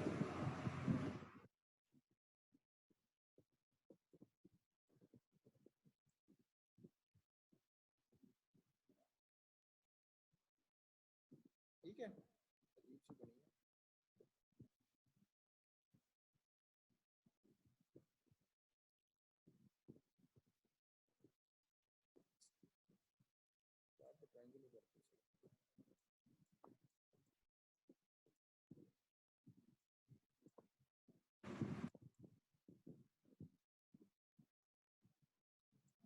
बस ऐसी बनती है बेटा, गुजारा करेंगे आप। अब ये इस तरह का फॉर एग्जांपल कोई पार्ट आपने बनाना है, ठीक है, इस पार्ट से ये वाला पार्ट आपने अचीव करना है। ये थोड़ा सा लार्ज बन गया, इसके अंदर ही होना चाहिए ये पार्ट, ठीक है। तो आप क्या करते हो, इस ये मतलब स्पेशल कर्व्स की फॉर्म में अगर कोई आपने बॉडी अचीव करनी है, ठीक है, यानी कि ये ऐसी कर्व्स हैं जो आप लेथ मशीन के ऊपर आसानी से बना सकते हैं, लेकिन हाथ से बनाना जरा मुश्किल काम हो रहा है मुझसे। तो ये फॉर्मिंग का प्रोसेस कहलाता है, ठीक है। फॉर्मिंग में आप क्या करते हो, किसी भी वर्क पीस को स्पेशल फॉर्म में या स्पेशल शेप के अंदर लेके आते हैं, जिसके ऊपर जो है ना वो फ्रेंच कर्व्स की फॉर्म में कोई ना कोई इस तरीके से चीज बनी होती है कि आप फाइनल जो आपका पार्ट है वो ये जस्ट इस तरह की चीजें बनती है खूबसूरती के लिए, यानी एस्थेटिक्स बढ़ाने के लिए किसी जगह पे आपने रखनी है, जिस तरह गुलदान वगैरह होते हैं, इस तरह की चीज। तो ये ज्यादातर फॉर्मिंग हमारे जो है ना प्रोसेस में यूज नहीं होती कहीं, लेकिन ये प्रोसेस है तो आपको पता होना चाहिए, ठीक है बेटा। सर थ्रेड कटिंग के बारे में थोड़ा सा बताएं। थ्रेड कटिंग होती है बेटा, आपने नट बोल्ट देखे कभी, नट या बोल्ट, नट बोल्ट देखे, नट बोल्ट। ये सर जैसे नट के अंदर चूड़ियां बनी होती है उसको टाइट करते हैं तो वो एग्जैक्टली वही चीज है। जो नट के अंदर बनी होती है ना, इसे हम इंटरनल थ्रेड कहते हैं, और जो बोल्ट के ऊपर बनी होती है जिसके ऊपर ये टाइट होता है उसे हम एक्सटर्नल थ्रेडिंग कहते हैं। ठीक है सर। सर ये पॉलीमर्स पाइप के अंदर भी तो होती है। एग्जैक्टली यानी वो आप किसी भी जगह पे बना सकते हो ना, मैंने तो आपको जस्ट आप एक एग्जांपल दिए ना, वो आपको कॉम्प्लेक्स प्लेसेस पे मिल सकती है। इंटरनल थ्रेडिंग, एक्सटर्नल थ्रेडिंग बहुत सारी जगहों पे मिल सकती है आपको, लेकिन मैंने जस्ट आपको एक एग्जांपल दिया ना, वो आप देखें अपने प्रैक्टिकली कितनी चीजें आसपास आपको नजर आएंगी एक्सटर्नली और इंटरनली थ्रेडिंग।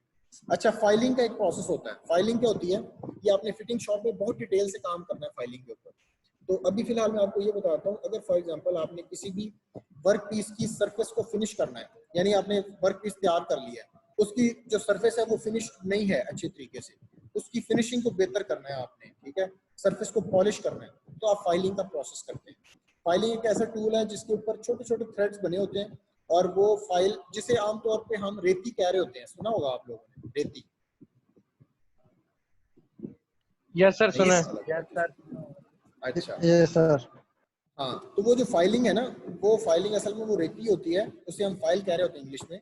वो वर्क पीस को बिल्कुल करीब लेके आते हैं in contact, work piece rotate करता है और हम उसको ऐसे मूव करवाते हैं, लेफ्ट टू राइट मूव करवाते रहते हैं। तो जो सरफेस है ना, वहां से जो एक्स्ट्रा मतलब माइक्रो फॉर्म में जो एक्स्ट्रा मटेरियल होता है, छोटा छोटा सा मटेरियल, वो कट जाता है और सरफेस स्मूथ हो जाती है और अच्छी सरफेस फिनिश मिलती है। इसी तरह का प्रोसेस हम पॉलिशिंग में कर रहे होते हैं। ग्रूविंग क्या होती है, ये जो यहाँ पे आपको ये नजर आ रहा है, यहाँ पे ये रेडियस टूल नजर आ रहा है आपको, रेडियस टूल। जी सर। यस सर, नजर आ रहा है। ये वाला रेडियस टूल अगर आप देखें तो ये रेडियस टूल है। रेडियस टूल जो है ना बेटा, ये रेडियस टूल का मकसद ये है, ये देखें आप जैसे वर्क पीस के करीब लेके आते हैं, ये यहाँ से भी इसी शेप में कट रहा है और यहाँ से भी इस शेप में कट रहा है ना, तो दोनों जब एक शेप में दोनों साइडों से कट रहा है, इसका मतलब ये कि यहाँ से ओवरऑल पूरे सर्कमफ्रेंस से मटेरियल को रिमूव कर रहा है। तो ये जो प्रोसेस होता है इसे हम ग्रूविंग कहते हैं। क्या कहते हैं? ग्रूविंग। ग्रूविंग, सही है बेटा। तो ग्रूविंग का जो प्रोसेस है, हाँ जी, ग्रूविंग का प्रोसेस जो है उसके जरिए से ग्रूविंग सर, ग्रूविंग ये लिखा हुआ है 11 नंबर पे। अच्छा 12 नंबर पे आ जाए। 12 नंबर क्या होता है? 12 नंबर पे होता है नर्लिंग का प्रोसेस। ये अब आगे नर्लिंग, KNURLING। नर्लिंग का प्रोसेस हम क्यों करते हैं? आपने देखा होगा हमारी डिफरेंट स्टील की छोटी छोटी प्रोडक्ट्स होती हैं जिनका हमें जो है ना हमें होल्ड करना पड़ता है और हम आमतौर पे यूज कर रहे होते हैं। स्टील की प्रोडक्ट्स हैं, उनके ऊपर ना एक पैटर्न सा बना देते हैं लोग, ताकि जब हम ग्रिप करें तो हमारी ग्रिप मजबूत होनी चाहिए, हैंड से वो स्लिप नहीं होनी चाहिए चीजें। अगर फॉर एग्जांपल यानी कि अगर हाथ पे ऑयल लगा हो या किसी तरीके से हाथ जो है ना वो उसमें फ्रिक्शन कम हो आपकी उंगलियों में और पार्ट के अंदर, तो वो आपके हाथ से स्लिप हो सकता है ना कोई भी part. For example nail cutter आपने देखा होगा, नेल कटर के ऊपर भी थोड़ी सा पैटर्न एक बनाया होता है ताकि फ्रिक्शन जो है ना वो मैक्सिमम हो जाए और ग्रिप अच्छी बने। इसी तरीके से वर्क पीस के ऊपर अगर आप कहीं पे मटेरियल पे ग्रिप अच्छी बनाना चाह रहे हैं तो आप ये नर्लिंग के जरिए से एक पैटर्न बना देते हैं वर्क पीस पे। इस प्रोसेस को हम कहते हैं नर्लिंग। ठीक है बेटा, समझ आ गई? यस सर, क्लियर है। सही है जी। No, इसके sir. बाद स्पिनिंग, नहीं समझ आई? मैं दोबारा बता देता हूँ बेटा, नहीं समझ आई?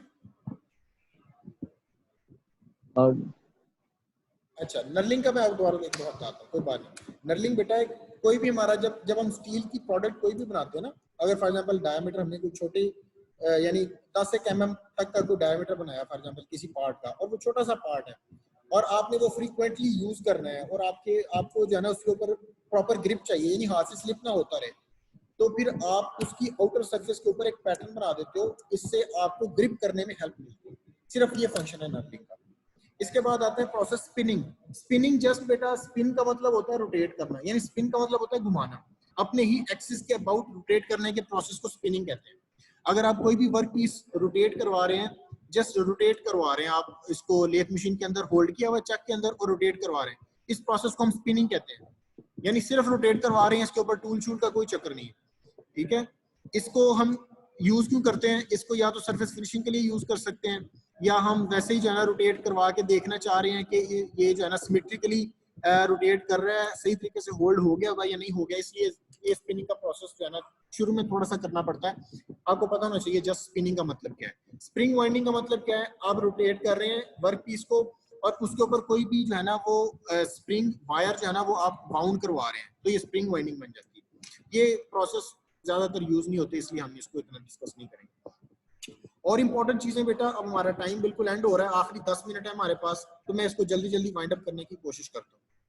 ठीक है जी, इसमें under cutting, parting off internal thread cutting, drilling, reaming, boring, counter boring, taper boring और टेपरिंग, ये प्रोसेस क्या होते हैं? अंडर कटिंग का प्रोसेस जो है वो आप यहाँ से देख सकते हैं।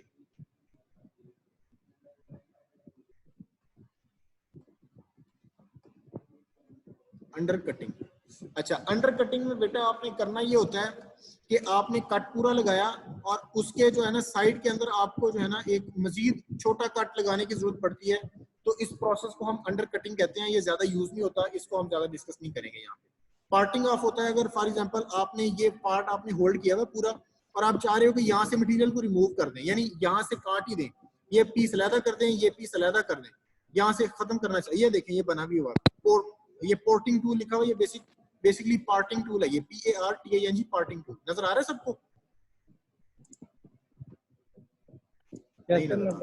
यस सर, नजर आ रहा है। ये पार्टिंग टूल है, इसका मतलब ये है कि आपने यहाँ से मटेरियल को होल्ड किया हुआ है वर्क पीस को, और यहाँ से आप ये मटेरियल रिमूव करके इसके 2 पीस बनाना चाह रहे हो, तो इसके लिए जो प्रोसेस यूज होता है उसे पार्टिंग कहते हैं, और जो टूल यूज होता है उसे पार्टिंग टूल कहते हैं। ठीक है बेटा, इसके बाद हमारे पास इंटरनल थ्रेडिंग मैंने आपको बता दिया। ड्रिलिंग क्या होता है? होल बनाने के प्रोसेस को ड्रिलिंग कहते हैं। रीमिंग क्या होता है? 5 नंबर पे लिखा हुआ है रीमिंग। रीमिंग बेसिकली होता है जो आपने होल बना लिया है किसी भी वर्क पीस के अंदर, उसकी इंटरनल जो सरफेस है उसको आप फिनिश करना चाहते हो, तो आपको रीमिंग का प्रोसेस करना पड़ेगा। रीमिंग, ठीक है, द प्रोसेस ऑफ स्मूथनिंग और सरफेस फिनिश और finishing the internal surface of a hole is known as reaming. ठीक है बेटा। बोरिंग क्या होता है? बोरिंग होता है अगर आपने फॉर एग्जांपल 8 mm का ड्रिल लगा लिया है किसी भी पीस के अंदर, आप उसको 12 mm करना चाह रहे हो, ठीक है, इंटरनल डायमीटर 8 mm से 12 mm के ऊपर लेके जाना चाह रहे हो, तो आप बोरिंग टूल को यूज करते हो और बोरिंग का प्रोसेस करते हुए आप ये देखें, ये एग्जांपल है, आप डायमीटर को बढ़ा सकते हो, इंटरनल डायमीटर को। अब ये देखें, ये जो है ये वाला जो डायमीटर है, ये डायमीटर इनिशियल डायमीटर है जो कि थोड़ा है। अब आपको फाइनली ये वाला डायमीटर चाहिए, ये बड़े वाला, तो आप बोरिंग टूल यूज करके ये डायमीटर बढ़ा सकते हो। इंटरनल डायमीटर बढ़ाने के प्रोसेस को बोरिंग कहते हैं। समझ आ गई बेटा? Yes sir. Yes sir. मेरे ख्याल 2-1 लोग ही एक्टिव हैं, बाकी मेरे ख्याल आगे पीछे हो गए। यस जी सर। सर समझ आ रही है। बहुत लंबा सर हो गया। सुन रहे हैं, चुप करके सुन रहे हैं। क्या जब मैं कहूँ तब तो बोले ना, मुझे ये तो ना पता चले मैं कंप्यूटर से बातें कर रहा हूँ। सर वो ओके सर। थोड़ा सा मुझे जवाब दे दिया करें ताकि मुझे पता चले कि आप लोग एक्टिव हैं और सुन रहे हैं ना। चलें ठीक है। इसके बाद बेटा काउंटर बोरिंग क्या होती है? काउंटर बोरिंग ये होती है, आपने एक होल किया किसी भी पार्ट, ये मैं आपको ये पहला लेक्चर है इसलिए आपको इतनी डिटेल में बताना पड़ रहा है ताकि आपको हर चीज क्लियर हो जाए बेटा। नेक्स्ट टाइम आपको जो है ना थोड़ी सी एक्सप्लेनेशन के बाद ही चीजें समझ आ जाएंगी और आप मैक्सिमम परफॉर्म ही कर रहे होंगे। सही है? तो इसलिए इससे आपने परेशान नहीं होना कि इतने लंबे लंबे बोरिंग लेक्चर होंगे वर्कशॉप के अंदर। वर्कशॉप में आपने परफॉर्म ही करना है ज्यादा। ये सिर्फ पहला लेक्चर है जिसकी वजह से आपको इतना कुछ सुनना पड़ रहा है।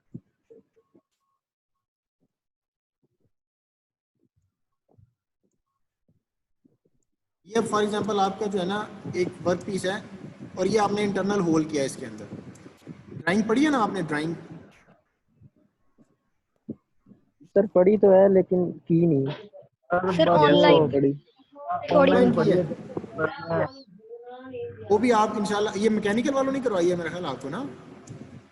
जी sir. Yes sir. Next week में आपने परफॉर्म भी करनी है तो आपको पता चल जाएगा सेंटर लाइन क्या होती है। तो ये मैंने एक सेंटर लाइन लगाई है और ये मैंने इसलिए लगाई है ताकि आपको पता चले कि ये एक होल है और ये उसकी सेंटर एक्सिस है। ठीक है? अब फॉर एग्जांपल आपने होल बना लिया है, सही है, और आप क्या कहते हो कि यहाँ पे इंटरनल थ्रेडिंग आपने करनी है। इंटरनल थ्रेडिंग कैसे हो जाएगी? यहाँ पे ये इंटरनल थ्रेडिंग हो गई। ठीक है? अब सपोज करते जाए जो मैं आपको बताता जा रहा हूँ, ये इंटरनल थ्रेडिंग हो गई। ठीक है? अब आपने एक ऐसा जो है ना इसके अंदर स्क्रू लेके आना है जिसकी शेप इस तरीके से है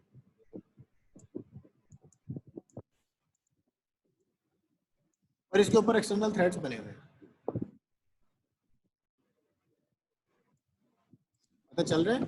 ये एक्सटर्नली थ्रेडेड जो आपका स्क्रू है या आपका जो बोल्ट है इसको उठा के लेके आना है और यहाँ पे आपने फिट करना है। लेकिन आप ये चाह रहे हो, नहीं समझ आ रही?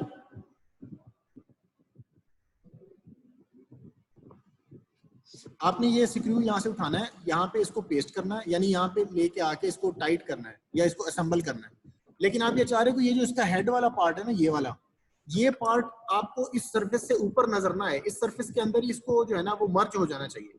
तो उसके लिए आप क्या करते हो, ये मटेरियल यहाँ से रिमूव करते हो, ये वाला मटेरियल, ये मटेरियल रिमूव करके इसको टाइट करने के बाद ये वाला जो हेड है वो यहाँ पे आके एडजस्ट हो जाता है। तो ये वाली फाइनल शेप बनती है इसकी। ठीक है? समझ आइए इस बात की बेटा? यानी कि इसका जो हेड है वो सरफेस से ऊपर प्रोट्रूडेड आपको नजर नहीं आएगा, सरफेस के साथ बिल्कुल बैलेंस हो जाएगा। अक्सर इस तरह वहां भी जरूरत पड़ती है जहाँ पे एक पार्ट ने दूसरे पार्ट के साथ बाद में असेंबल होना होता है और इस सरफेस को आपने फ्री रखना होता है, इसलिए आपको काउंटर बोरिंग का प्रोसेस करना पड़ता है। ये काउंटर बोरिंग का प्रोसेस है। होल बनाने के बाद स्क्रू हेड को एडजस्ट करने के लिए किसी खास एंगल के ऊपर जो एक्सटर्नल एज से मटेरियल को रिमूव किया जाता है, इसे हम कहते हैं काउंटर बोरिंग। अच्छा, इसमें दो चीजें हैं, एक होती है काउंटर बोरिंग, एक होती है काउंटर सिंकिंग। अगर तो आपके पास जो आपका स्क्रू है उसकी जो ड्राइंग है या उसकी जो डिजाइन है वो इस तरीके से है, यानी ये एक एंगल के ऊपर इसकी बॉडी बनी हुई है, यहाँ पे इसका जो हेड है वो एक एंगल पे बना हुआ है। तो इसके लिए जो प्रोसेस यूज होता है उसे हम कहते हैं काउंटर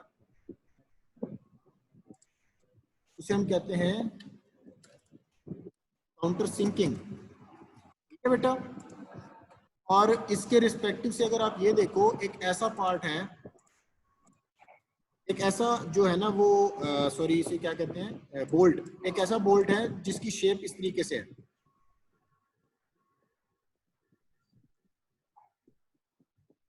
ठीक है? ये एंगल के ऊपर नहीं है बल्कि स्क्वायर शेप के अंदर है और ये इसके ऊपर एक्सटर्नल थ्रेडिंग यहाँ पे हुई हुई है। अगर इसको आपने एडजस्ट करना हो तो ये वाला जो हेड है इसको एडजस्ट करने के लिए जो प्रोसेस यूज होता है इसे हम कहते हैं काउंटर बोरिंग।